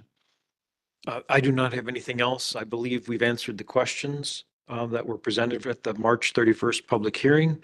Brian, did you have anything else you wanted to add? Well, I think we can go on and discuss the resolution and. Okay. Discussion. Mr. Williams. Just to follow up with what Bill just said, just so I understand. Obviously, we're voting on the resolution to move this forward to the village board, which ultimately that board is going to be the deciding board. At the time that board is deciding, what administration is in place at that decision-making time, to Bill's question. As of, it would be the next, it would be the village president-elect, Mr. Soderberg. So to Bill's issue, that's not really an issue because he's going to be in place when that vote takes place. That's correct. Thank you. That's all I want to understand. Further discussion? No further discussion? Then all those in favor, please say aye. Aye. Aye. Opposed? Opposed? Opposed, raise your hands. Bill Two Shadid. opposed. Motion passes. It'll then go on to the village board as next step. Thank you all for coming tonight, and thank you all for your comments. We appreciate it very much, and for spending some time with us and taking some time out of your day to present your comments to us. You also will have an opportunity to present your comments at the village board meeting under public input as well. So please feel free to come to that meeting and let the other representatives on the village board at that time know what your feelings and comments are about this proposed TIF. That then takes us to new business, starting with new business. Item A, Village of Germantown Community Development Department proposed text amendments to Section 14 building, Section 17 zoning, and the Village of Germantown Municipal Code. That's on tonight's agenda for public hearing and action. To give us more background information on this new business item, we'll turn the meeting over to our Community Development Director, Jeff Retzloff. Thank you, Mr. Chairman. There are 3 amendments.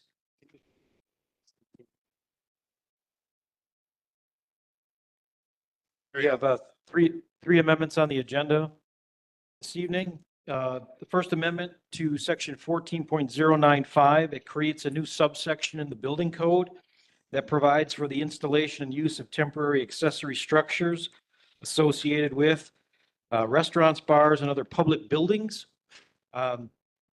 It also defines outdoor accessory structures essentially to be things such as gazebos, pergolas, pavilions, and arbors.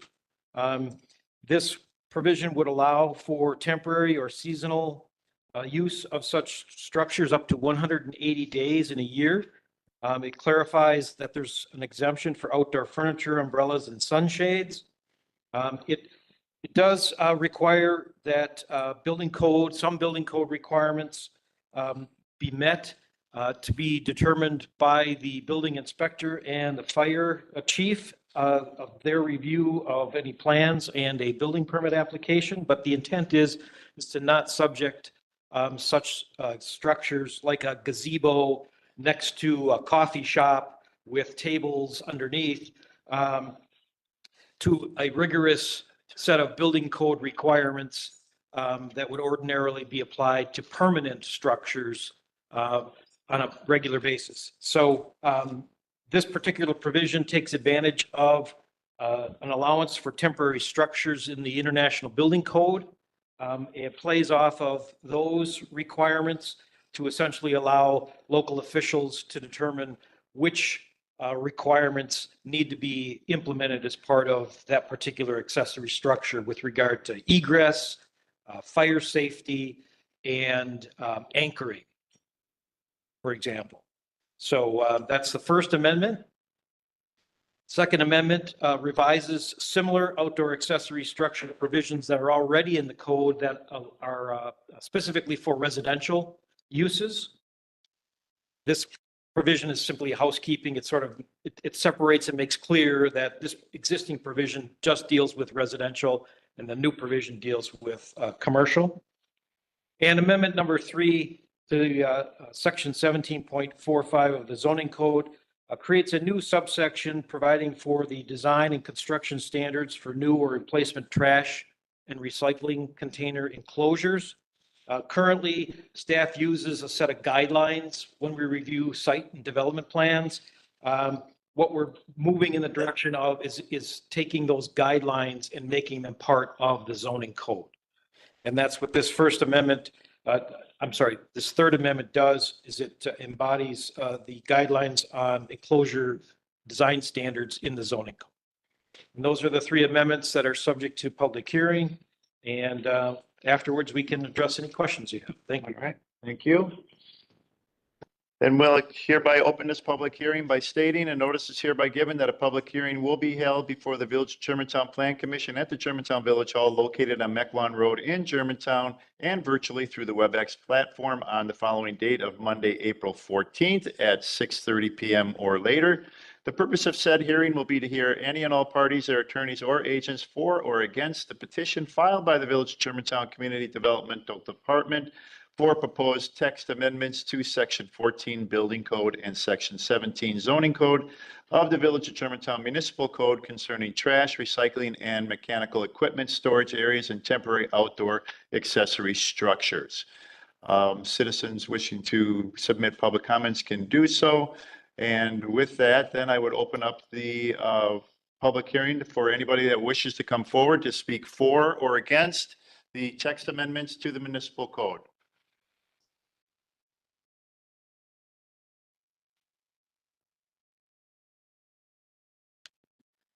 Melanie Smythe, N140W17938 Cedar Lane. I just have a question for clarification. I live on the north side of the village. We have a lot of quite pretty little buildings that are for kids to stay warm in the winter. We also have some farm stands and some other things like that. So is this amendment, it doesn't really address that. Are those things somewhere else? Because I would hate to see that we lose those nice little structures that are part of the flavor and the character of our village, especially on the north side. So This does not address those, and those particular structures are either exempt, like the little enclosures for kids in the wintertime, or there would be regulated, if at all, under the agricultural zoning provisions for farm stands. okay, so is that covered somewhere else? There are provisions in the zoning code that allow those, Okay, but I do not know if there's specific construction standards for those in the building code. Not specifically, but if it's a habitable structure and it's more than temporary, it would be subject to building code requirements. okay. Is there any point in cross-referencing so that someone can go find it if they need to in a different part of the We could code? add something like that to specifically address the agricultural structures and this particular provision is intended for restaurants, bars, and other retail establishments that want to have a place outside that isn't just a table and an umbrella. But there's some residential comments in there as well, and it's prohibiting things in the front setback, and that was my concern. So, Yeah, and that applies to, it essentially allows people on residential property to have a gazebo or a pergola or an arbor without having to meet the building code, provided that there's not more than, for example, 3 of those structures and they're in the side or the rear yard. okay, Agricultural, it doesn't apply in that case. okay. Right now, I guess you could say there's a gap for agricultural. Yes, thanks. Thank you for coming forward. Does anyone else wish to come forward to speak for or against the amendments to sections 14 and 17 of the Village of Germantown Municipal Code? Hi, I'm Jan Miller, W151N10297 Winsong Circle West. I had a business and it's amendment number 1, Jeff, I believe. Is that the new commercial code? Amendment number 1? Yes. Okay. I'm hoping that this amendment provides clarity for one of the businesses that came to the building for Safe Built for a permit to put up a temporary not a gazebo, actually a tent, like a summer tent. It was a gazebo. Okay, gazebo. It doesn't have any sides. And so is this the one that will provide for that? Yes. Okay. Well, I'm glad that you're adding it. I hope there's clarification. And I hope that, does the business have to reach out to the Safe Built or yourself to get the permit? I want to make sure that this Yes, in the amendment, it says that a building permit is required. Okay, Building So inspector and that's- fire department inspection is required, yes. okay, even though it's not attached to the building or in the building. Yes. Okay. Well, I would appreciate, I saw that you sent an email, and it would have been nice to have a little bit further notice so that the actual person could be here tonight. But thanks for getting this on the books. That's all. Thank you for coming forward. Is there anyone else who wishes to come forward to speak for or against the proposed text amendments to section 14 or section 17 of the Village of Germantown Municipal Code? If there is no one else, we can close this public hearing. Commissioners, Make a motion to approve the proposed text amendments as presented. Second? motion made and seconded. Any discussion on the motion to approve? I have a question. So through the inspection process, they're looking at the safety of the way that it's tethered down to take care of any wind issues or any possible concerns for anybody that would be underneath it, as long as it's freestanding and away from the building and not attached to the building by any means. This is under this code, meaning even a rope attached to the building just to hold it in place. No, the commercial, the amendment number 1, the section 14.095 doesn't prohibit attachment to a building. Okay. The residential does. That's already on the books, and that's been made clear that it's just applies to residential. For commercial, in discussing this with the building inspector and the fire chief, it depends on what the structure actually is. The thought would be that, frankly, with certain types of structures like this, attaching it and anchoring it to the building would be the best approach. And that may be, in fact, what happens. In the case of the local business that brought this to our attention in the first place, that suggestion was made, but they didn't want to anchor it to the building. And then so the other alternatives were to anchor it to the ground, and that's still an option. But it depends, in this case, on the specific type of the structure, the size, the materials, where it's located. If it's going to be out in the open where the wind is going to have a better ability to blow it around, or if it's shielded by the building itself. All of that will be taken into consideration by the inspector to determine what and how much anchoring would eventually be required. Okay, thank you. The intention is to create some flexibility for the business, but still have some assurance that it's going to meet the temporary structure code for the village. Okay. I'll give you some background on something that I've done. Smoking sheds. They are basically bus shelters, aluminum poles with a roof over them and a sidewall, just to block the wind while you're out smoking. And those don't have foundations to them. They're allowed to be bolted to a concrete slab to prevent them from blowing away. Okay. So let's say in the instance of a residential that somebody has a deck on the back and it's got a southern exposure or whatever, and it's too hot to be out there most days in the summer. So let's put an awning up. So they put an awning up, they think it's great, but the wind comes and blows it around. So now they decide that they want to attach it to the house to secure the awning, and that works great too. Until they're trying to do it right around dusk, and now the mosquitoes are coming in. So now they start to drop sides down on it. At what point does it become a structure that requires additional zoning or any type of inspection or any type of permitting? By definition, in this section of the code that exists today, you can have up to 2 sides where there's some coverage. Beyond that, it qualifies as an enclosed structure, and that would be subject to a more rigorous inspection. And just so it understands it as because that is a progression that can happen. Yeah. I mean, the reality is that a lot of folks just put these things up, and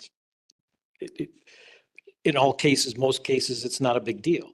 But sometimes things go from a lean-to an enclosed, fire storage, and then all of a sudden the extra car is parked underneath, and then it becomes the third garage. And at some point, somebody says something or somebody comes in for a permit, and then all of a sudden it triggers the need to meet some more rigorous building code requirement. Okay. All right, further discussion on a motion to approve. No further discussion. All those in favor, please say aye. Aye. Aye. Opposed? None opposed. Motion carries. Next item under new business is item B, Trio Engineering LLC, agent for Charles Smith, property owner located at West 148 North 12470 Pleasant View Drive.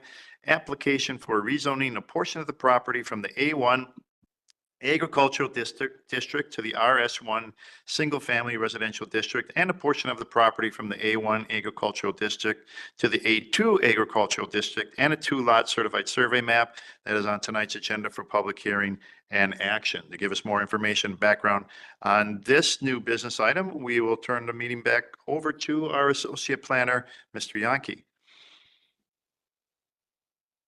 All right, thanks, Mr. President. Good evening. As you mentioned, this is a certified survey map along with a rezoning request for a roughly 20-acre parcel, as you can see on the map here. And currently it's zoned A1 agricultural, and the rezoning request along with the CSM request to divide the property is requesting 1 lot to be our single family residential district at 5 acres. And the remaining, the agricultural 2 lot to be 12.87 acres, making up the total of just under 18 acres. Here's another image here that you had in the packet, a little bit zoomed in. Lot 1 does have existing structures on it and a home. Proposal is for lot 2 to eventually have a single family residence as well in the A2 district. An overview aerial here with the rough proposed lot line down essentially the center. Property is located in the Rural Preservation District. And some staff comments on here. The proposed rezoning and the CSM staff finds consistent with the Rural Preservation District. The clause without a provision in the ordinance requiring a certain 20-acre lot size that is written into the Rural Preservation District. There is a provision that staff finds the proposal consistent with allowing a one-time land division of parcels between 10 and 20 acres. The lots do comply with zoning standards as proposed. Soil evaluation was done for the proposed lot 2, showing suitability for a future single-family residence, and a wetland delineation document by an assured wetland delineator was submitted and reflected on the CSM.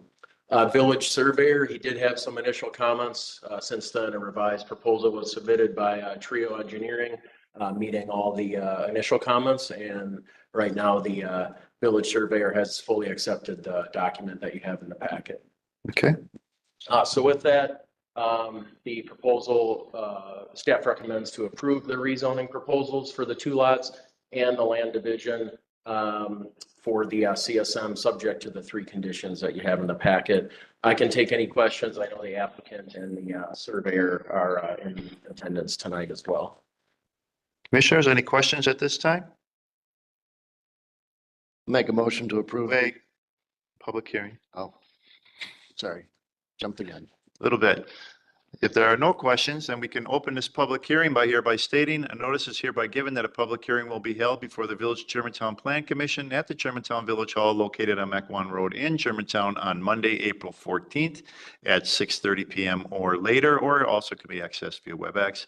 The purpose of said hearing is to hear any and all parties, their attorneys or agents for or against the following application for a rezoning of the portion of the subject property from the A1 Agricultural District to the RS1 Single Family District pursuant to Code Section 17.14, and rezoning a portion of the subject property from the A1 Agricultural District to the A2 Agricultural District pursuant to Code Section 17.13.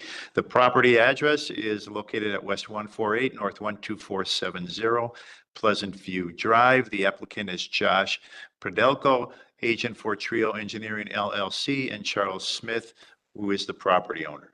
Is there anyone within the audience or joining us via WebEx that would like to speak for or against these rezoning application or the rezoning of this property? Anyone wishing to speak for or against? Last time, is there anyone wishing to come forward to speak for or against the rezoning application for this property? All right, this public hearing is now closed. Commissioners, Mr. President. Now. If I could, there was a submitted comment under the public hearing for Ah. this.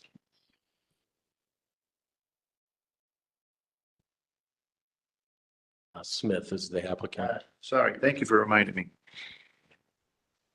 There is one comment that was taken via email, and it says, Jeff et al., just a quick note to say Brenda and John Perry have no issues with Charles Smith, CSM. We also would be in favor of Germantown to approve our neighbor on Pleasant View to take their parcel into 2 lots, and that's from Brenda and John Perry on Lovers Lane. Okay, now, I make a motion to approve the rezoning of the 2 parcels as presented. Second, motion made and seconded. Any discussion on the motion to approve? No discussion. All those in favor, please say aye. Aye. Aye. aye, Opposed? Not opposed? Motion carries. Next item under new business. Nope, part 2. Oh, part 2? Oh, you just did the 1. Okay, go ahead. I'll make a motion to approve the proposed certified survey map with the 3 conditions as presented. second, Motion made and seconded to approve the CSM as presented. Any discussion on that motion?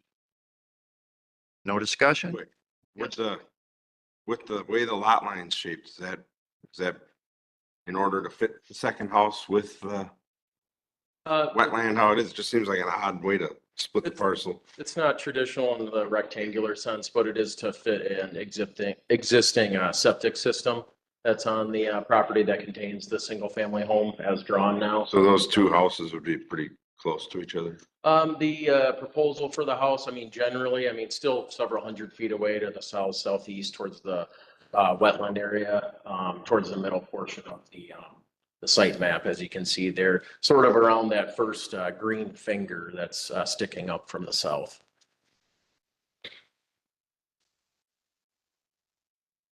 Thanks. Further discussion? No further discussion. All those in favor, please say aye. aye, Opposed? None opposed? Motion carries. Next item under new business is item C.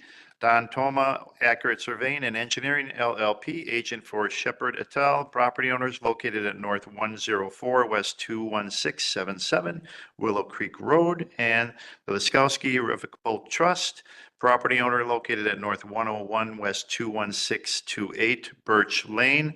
Rezoning application for RS1 Single Family Residential to A2 Agricultural, and 2 certified survey maps for a land exchange and property line adjustment on tonight's agenda for public hearing and action. To give us more information and background on this new business item, we'll turn the meeting over to our Community Development Director, Jeff Retzloff. Thank you, Mr. Chairman. The 2 CSMs and rezonings that go along with them are required to consummate a settlement agreement between 2 property owners. Property owner, Shepherd family, for lack of a better description, a shorter description, owns the approximately 29-acre parcel that's highlighted in red on the screen. And the Laskowski family trust owns the parcel on the southern end highlighted in yellow. The 2 owners have agreed to exchange portions of their properties to remedy encroachments by Shepherd onto the Laskowski property, including a 40 by 60 building or structure constructed across the property line and the installation of a water valve and some landscape lawn area. The proposed land exchange includes 0.58 acres going from Laskowski to Shepherd and 0.326 acres from Shepherd to Laskowski. There's also an access easement and maintenance agreement that's included as part of their settlement agreement that would allow Shepherd to continue using a portion of the Laskowski property, but that's not subject to the certified survey maps this evening. On the screen shows the common property line that meanders through the 2 properties. You can see at one point there's a building that straddles the common property line just south of that quarry lake. The Shepherd property is a former quarry pit that has an existing quarry lake. And this graphic shows the 2 exchange areas. The red area is going from Laskowski from south to the north to Shepherd, and the yellow is going from Shepherd to Leskowski, from the north to the south. This graphic shows the Shepherd CSM with the 0.58 acre rezoning area in the far southern end. Again, the zoning is going from RS1 to A2 to match the zoning of the balance of the Shepherd property. And the Leskowski CSM shows the yellow highlighted area that's being rezoned from A2 to RS1 to match the existing zoning on the Leskowski property. The proposed CSMs and rezoning are consistent with the parcel size and location within the Willow Creek Wiedenbach neighborhood under the 2050 plan. The Shepherd building encroachment constructed without permits, that was an issue that was flagged in researching this particular proposal. Also, the use of the Shepherd property has the potential for some A2 agricultural zoning district code and property maintenance violations. Again, some items that were revealed in the research into the property. Those issues are separate from the CSMs and the rezonings that are required in order to consummate the settlement agreement between the two property owners. We do have some minor technical corrections called for by the village surveyor in a February 21 memo. And that is reflected in the staff recommendations, which include one, to approve the proposed certified survey maps for both the Shepherd and the Leskowski properties, subject to 2 conditions, and 2, to approve the rezoning of 0.58 acres of the Shepherd property from RS1 single family to A2 agricultural, and 0.326 acres of the Leskowski property from A2 to RS1 single family. I did include a copy of the staff report on the desk this evening. There was a minor revision on the last page. I inadvertently left out the recommendation on the approval part that was referenced in the staff report. With that, we can go to public hearing and then field any questions afterwards. Thank you. Okay. Then we'll open the public hearing by hereby stating a notice is hereby given that a public hearing will be held before the Village of Germantown Plan Commission at the Germantown Village Hall located on Mequon Road in Germantown on Monday, April 14th at 6:30 p.m. or later. The purpose of said hearing is to hear any and all parties, their attorneys or agents for the following application, which is a rezoning application to rezone portions of the following described property from the A2 agricultural to the RS1 single family residential district for the property described below. And this is for Donald Toma. Accurate Surveying and Engineering, LLP, agent for Fritz Pianatek, Shepherd and Shepherd Etel, property owners, property located at North 104 West 21677 Willow Creek Road. And also a public hearing, a notice is hereby given that a public hearing will be held before the Village of Germantown Plan Commission at the Germantown Village Hall located on Mequon Road in Germantown on Monday, April 14th at 6:30 p.m. or later. Purpose of said hearing is to hear any and all parties, their attorneys or agents for the following application for rezoning portions of the following described property from the RS1 single family residential to the A2 agricultural district for the property described below. Applicant again is Donald Toma, Accurate Surveying and Engineering, LLP, agent for Lisa Leskowski Revocable Family Trust, which is the property owner. Property is located at North 101 West 21628 Birch Lane. If there is anyone within our audience or joining us via WebEx that would like to come forward to speak for or against the rezoning of these 2 properties, you're welcome to do so at this time. Is there anyone wishing to come forward? Anyone wishing to come forward to speak for or against the rezoning of the properties? We do have one email that we've received, and the email states, what is the reason for the rezoning request? What will the property be used for at North 104 West 21677 Willow Creek Road? Retzhoff. I did respond to that email earlier this evening. Okay, for those that are wondering what the answer to that question is within our audience, what was The purpose is to consummate a settlement agreement between the 2 property owners, and that the rezonings are required to make the zoning across each parcel consistent with each of the plans? with each, and the uses are not intended to change at all. Okay, thank you. One last time, is there anyone within our audience or joining us via WebEx that would like to come forward to speak for or against the rezoning of these two properties? All right, with that then, this public hearing is now closed. Make a motion to approve the certified survey map as presented with the two conditions. Second. Motion made and seconded. Any discussion on the motion to approve? Are they working with Village then on the building that was built? The one that splits the property line?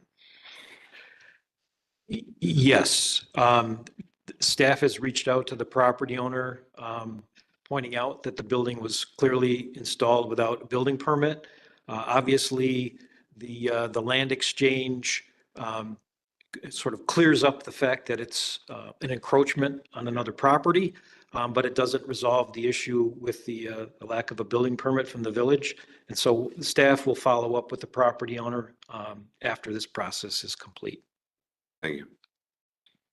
Okay. Further discussion on the motion to approve? No further discussion? All those in favor, please say aye.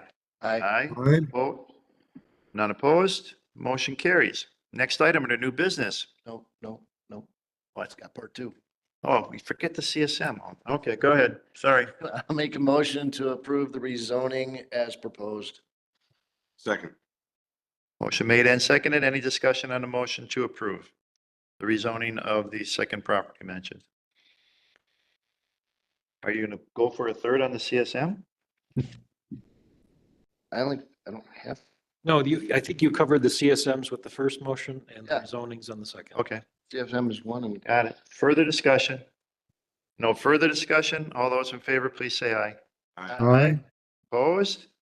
None opposed. Motion carries. Now, item D for new business. Item D reads as Savannah Weinger, property owner and agent for John and Christine Seramunga, Muga, and Daniel and Christina Ide, property owners located at West 204 North 10530, 10558, 10578 Hilltop Drive, application for rezoning portions of the property from the RS1 Single Family Residential District to the RS4 Single Family Residential District, and a portion of the property from the RS4 Single Family Residential District to the RS1 Single Family Residential District, and a certified survey map to accommodate the adjustment of property lines between the three existing parcels. That's on tonight's agenda for public hearing and action. Give us more information, background on this new business item. We'll turn the meeting over once again to our associate planner, Mr. Yankee. All right, thanks, Mr. President. As you mentioned, this is another rezoning in combination with the CSM. It sounds complex in terms of the rezoning and CSM in this case, but really what it amounts to is adjusting property lines between three existing parcels. And as you can see, the parcels make up this swath of land here. Two of the parcels are zoned RS4, while the larger parcel is RS1, both single-family districts.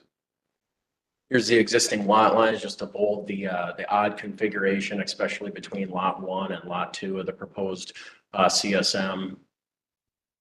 And then the CSM is to essentially nudge that lot line for lot 1 north and then reconfigure some of the other acreage on the rear side of both of the smaller parcels with the RS1 district parcel. You can see the acreage on site here. I should say this is within the Willow Creek Wiedenbach neighborhood, provided that the application doesn't propose any change in use or actually any development. Staff finds it consistent with the single family under that district. Just a couple staff comments. As I just mentioned, we find it consistent with the comprehensive plan, and this amounts to essentially a cleanup of lot lines to provide for more spacing between existing structures and get rid of the odd configuration of the parcel lot lines. And the proposed lots do comply with the zoning standard and minimum lot requirements. Again, just like the last one I presented, the CSM was submitted. There were initial comments by the village surveyor. Those have been addressed, resubmitted, and the village surveyor has accepted the CSM as presented in your packet. So with that, staff recommendations, both to approve the rezonings as proposed and approve the CSM with the 3 new lot configurations. With that, I can take any questions. Any questions? Make a motion to. No. Another public hearing again? Public hearings. If there are no questions, then we can open this public hearing by hereby stating a notice is hereby given that a public hearing will be held before the Village of Germantown Plan Commission at the Germantown Village Hall located on Mequon Road in Germantown on Monday, April 14th at 6:30 PM or later. The purpose of said hearing is to hear any and all parties, their attorneys or agents for the following application of rezoning application to rezone portions of the following described area from the RS1 single-family residential to the RS4 single-family residential to accommodate the adjustment of property lines between three parcels as described below. Applicant number one is John and Christine Saramuga. Property owners, property is located at West 204 North 10578 Hilltop Drive. Second applicant is Savannah Winger, who is the property owner, and the property is located at West 204 North 10558 Hilltop Drive. And the third applicant is Daniel and Christina Hyde. Those are the property owners that are located at West 204 North 10530 Hilltop Drive. If there is anyone within our audience that would like to come forward or joining us via WebEx to speak for or against the rezoning of this property, you're welcome to do so at this time. If there's anyone that wishes to come forward. One more second time. Is there anyone that wishes to come forward to speak for or against the rezoning? We did receive one email in regards to this public hearing, and it states, "Hi, I have no issue with the request by property owners. I do question why RS4 and not RS3 is being requested for the ID number, and that is 293, 973, and 974. Both properties do not have municipal sewer and water. RS3 private - RS4 municipal. Both properties currently are 1 acre. RS3 is 1 unit per acre. RS4 is 2.2 units per acre." And that's from Jim Rolfson. So just to clarify, or I guess respond to that, the parcels are actually currently zoned RS4. So when you see rezoning, maybe in a notice, you're thinking that it's going from RS3 to RS4, but these are pre-existing RS4 district parcels. So again, this is a transfer of acreage and the lots comply with development standards for that district. So that's why staff finds it consistent with the zoning and comprehensive plan. Okay, thank you. Is there anyone else that wishes to come forward to speak for or against the rezoning of these properties? If there's no one else, then this public hearing is now closed. Make motion to approve the proposed rezoning as presented. Second. Motion made and seconded. Any discussion on the motion to approve? No discussion. All those in favor, please say aye. Aye. Opposed? None opposed. Motion carries. Make a motion to approve the proposed certified survey map with the one condition as presented. Second. Motion made and seconded. Any discussion on the motion to approve the certified survey map? No discussion. All those in favor, please say aye. Aye. Opposed? None opposed. Motion carries. That then takes us to new business item E, design to construct agent for Waggle Corporation, property owner located at North 120, West 19129, Freistadt Road. Site plan review application for an 18,626 square foot building addition to an existing industrial warehousing facility located in the Germantown Industrial Park. That's on tonight's agenda for action. Give us more information, background on this new business item. We'll turn the meeting over again to our associate planner, Mr. Yankee. All right, thank you. So as you mentioned, about an 18,000 square foot building addition to the existing Wago Corporation facility.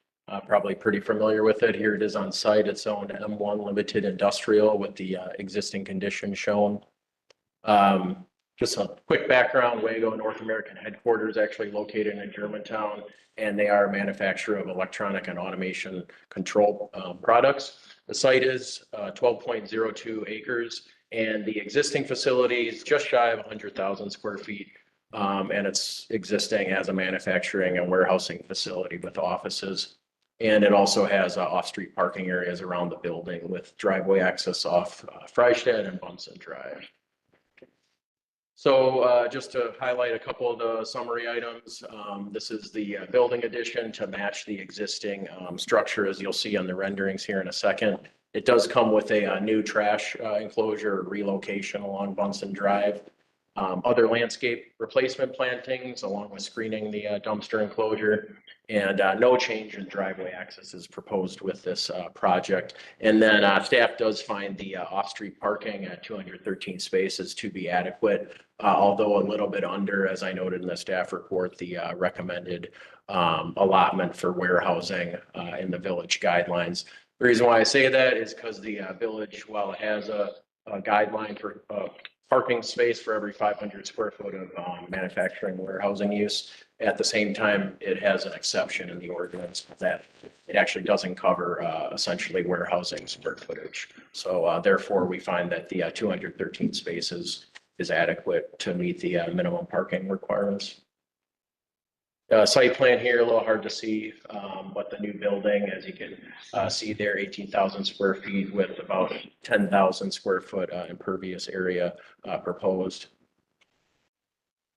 Landscape plan with the replacement plantings mostly along the eastern edge and that dumpster enclosure. I have a zoomed in version if you want to see it in a second. Building elevations, precast concrete, as you can see there, materials, colors will match pre-existing or the existing facility for compatibility purposes. So staff comments, manufacturing use consistent with the comp plan and zoning code. The village engineer did confirm that the regional detention pond serving the site and other sites does have capacity to serve this property and the expansion, as it's at 50% of the 80% maximum impervious coverage.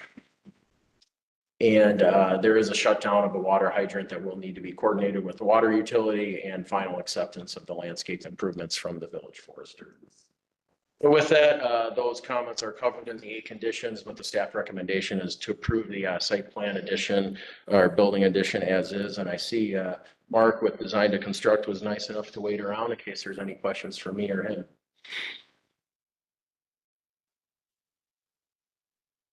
I'll make a motion to approve the site plan application as presented with the 8 conditions. Second, Motion made and seconded. Any discussion on the motion to approve? Ms. Hink. This is actually more for the applicant. And looking at your trash enclosure, there's not a dimension on there, so it's kind of hard to tell if a garbage truck would have enough space to turn and pick up the trash in that enclosure? Yes, there is. The area that is going to exist outside the addition and the existing building is actually large enough for a semi truck to do a circle to load into the building. So there's adequate space. Perfect. That was my only question. Okay. Any further discussion? No further discussion? All those in favor, please say aye. Aye. aye, Opposed? I'll abstain. 1 abstention. Motion passes. Thank you very Thank you much. for staying with us. Next item on the new business is item F, Crew Car Wash property owner located at North 96, West 17500, County Line Road, site plan and conditional use permit approval extension request on tonight's agenda for action. Give us more background information on this new business item. We'll turn the meeting over to our Community Development Director, Jeff Retzela. Thank you, Mr. Chairman. Site plan approval by the Plan Commission was granted back on April 8th of 2024 with 7 conditions. That included demolition and removal of the existing convenience, the BP gas station as shown on the photo, and removal of the underground tanks, construction of a 4,500 square foot drive-through car wash building with a tower feature, along with the 9 stall vacuum bays and 5 stall employee parking lot, and the conditional use permit that was granted by the village board back on April 15th of 2024, subject to 6 conditions for operation of a car wash from this property in the B4 Highway Business District. The approved site plan is shown here, some elevations of what was approved, some renderings of similar locations. Facility will look very similar to this with the addition of the vacuum spaces along the side of the building. As you may recall, the site plan approval is good for essentially a year unless as part of the approval, we specify a longer period of time that the plan is good for. So if construction doesn't commence within that 12-month period and continue on towards completion, that site plan approval is deemed to be invalid or has expired, with a couple of exceptions. One, that if an extension is requested before the 1-year period expires, or again, if there's a longer period adopted as part of the original approval. That particular provision of the code, 17.42, for conditional use permit approval, says at its discretion and for good cause, following consideration of a written request submitted by the applicant, the village board may grant one or more extensions of the deadline to complete the project for which site plan approval was granted. The duration of each extension shall be determined by the village board. Now, there's also a very similar, if not exactly worded, provisions for site plan approval that gives the plan commission the authority to grant an extension for the site plan and extend the deadline for duration that you feel is appropriate. In this case, we have received a letter before the expiration date, if you will, of the 1-year period from the attorney representing Crew Car Wash, requesting an extension of both the site plan and the conditional use permit approval for up to 12 months. The new deadline for commencing construction would be April 8th, 2026, if granted site plan approval by the Plan Commission and conditional use permit approval granted by the village board. The reasons cited in that letter include economic conditions affecting construction. For example, the interest rates, inflation, and supply chain disruptions were mentioned in the letter. Operational and management considerations, staff recruiting. There's also an attempt to coordinate a statewide multi-site store opening for Crew Car Wash in southeastern Wisconsin. And finally, a coordination of the building demolition and underground tank removal that needs to be done under the auspices of the DNR. In the same letter, the attorney laid out the current construction schedule, generally speaking, with building demolition and tank removal slated for early 2026, and site work and new building construction to commence concurrently and continue through 2026. So with that, the staff recommendation is to approve the request to extend site plan approval for 12 months and recommend to the village board that they approve the request to extend the CUP approval for 12 months. Thank you. Thank you. Commissioners. Make a motion to grant the request to extend the site plan approval for an additional 12 months as requested. Second. Motion made and seconded. Discussion. No discussion? All those in favor, please say aye. Aye. Aye. Opposed? None opposed? Motion carries. Make a motion to approve the request to extend the approval of the CUP for an additional 12 months as well. Second. Motion made and seconded. Any discussion on the motion to approve? No discussion? All those in favor, please say aye. Aye. Opposed? None opposed? Motion carries. Takes care of all items on tonight's agenda under new business. Next item is citizen input, which we've had already. As this being my last official act as a village president, I got a few comments.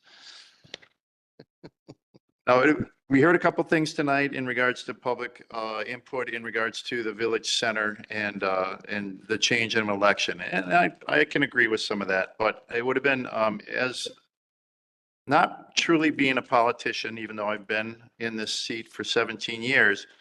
The reason that I didn't back away from this development is I felt it was the right thing to do. I felt it was the right thing to bring forward for all residents of Germantown. And it is a way for us to propose and bring our village forward into the future. Over the past 17 years, we've done a lot of hard work in putting in infrastructure, supporting infrastructure, putting in additional infrastructure, getting our roads better than they were before, getting our sewer and water system in line, along with the billing of that, a new system in place that helps control everything within Village Board, and also playing out a few additional TIFs since I've been on board, which was TIF 6, 7, 8, and 9. In 6, 7, and 8 will all close within the next 7 years. With that, that brings additional revenue to this village in tenfold, especially off of TIF 8. A lot of other places when you see what TIFs don't work as well is when that community takes the money that has been put in there as a surplus and uses it up and burns it up before that TIF is complete. TIF 6, 7, and 8 will close early. 6 was a TIF that we were told, much like tonight, is never going to make it. It's never going to cash out. It's never going to be successful. It's successful and it's closing 4 years early. TIF 7, we heard the same thing, big risk with Speaker Corporation. You're putting all your risk in one basket. Well, luckily we were able to extend that and include some of the development along Holy Hill Road. That TIF is going to close 8 years early. And then TIF 8 had its own issues with taking farmland that was up there and making it into an industrial park, which it was already zoned for, and in the 2020 plan, was part of the 2020 plan as a use for that property because of the exchange that's right there. TIF 8 will close in half the time that it would be allowed. Mostly, a TIF can go 27 years. This TIF will run about 13 years and close 13 years early with probably about $10 million in excess. We've used some of that for some road programs and from an extension of sewer and water. And that's allowed us to keep that off of the tax base and away from the borrowing that property owners would see an impact on. What we've also been able to do since I've been village president is negotiate a deal with Richfield that allows sewer and water to share up there in one area of their village. But in exchange for that, they're going to be putting in excess of $9 million in sewer and water down along the freeway from Holy Hill Road down to Freistadt. Money that we don't have to take out of borrowing, we don't have to take out of any bonding or any impact to any of our residents, setting that area up for future development that can go directly onto the tax rolls. We've seen some of that already with what's happening with Green Bay Packaging. That wouldn't happen if that TIF wasn't up there. The truck, Wisconsin truck or Badger truck, that wouldn't happen if that TIF's up there. I believe that this village is now on the precipice of its next growth spurt. A growth spurt we haven't seen since the days of Charlie Hargan. And when Charlie Hargan was village president, there was a great growth spurt here within the residential community. And we grew when we could grow with our business parks and with some of our retirement communities because that's what people were building at that time. And finally, we've turned the corner to where now we're talking about residential. And residential, unfortunately, for some people within our audience, has changed. It's not the large home on a large lot anymore. A lot of the people that are coming up and buying the houses don't want that type of property. And if you want to see proof of that, go anywhere in Sussex or anywhere around Madison and watch what they're building. It is not large homes on large lots. It's apartments and single family on tight, I would say an RS7 size lot. That's what people are wanting nowadays. And if we don't look at our village and see how we can move ourselves into the next 20 to 50 years and still be here without struggling like some of our smaller communities are within Washington County, we need to change our thought process. The reason I pushed it and stood with it through this election is I felt it was the right thing to do. It wasn't politically right, but it was the right thing to do for the village. And I believed in it enough to want to see it succeed and move forward. If it cost me the village president seat, that's fine. I had my time here. We've done a lot of things great together, and now it's somebody else's turn to pick that ball up and take it to the next 20 to 25 years. With that, though, I would like to thank all the residents for their support throughout my tenure, and it has been my utmost privilege and honor to serve the residents of Germantown for the past 17 years. Thank you all. Any other announcements? Thank you, President Walter, for all your time and your dedication to the village. We really loved having you. You were a great person to work for. Thank you.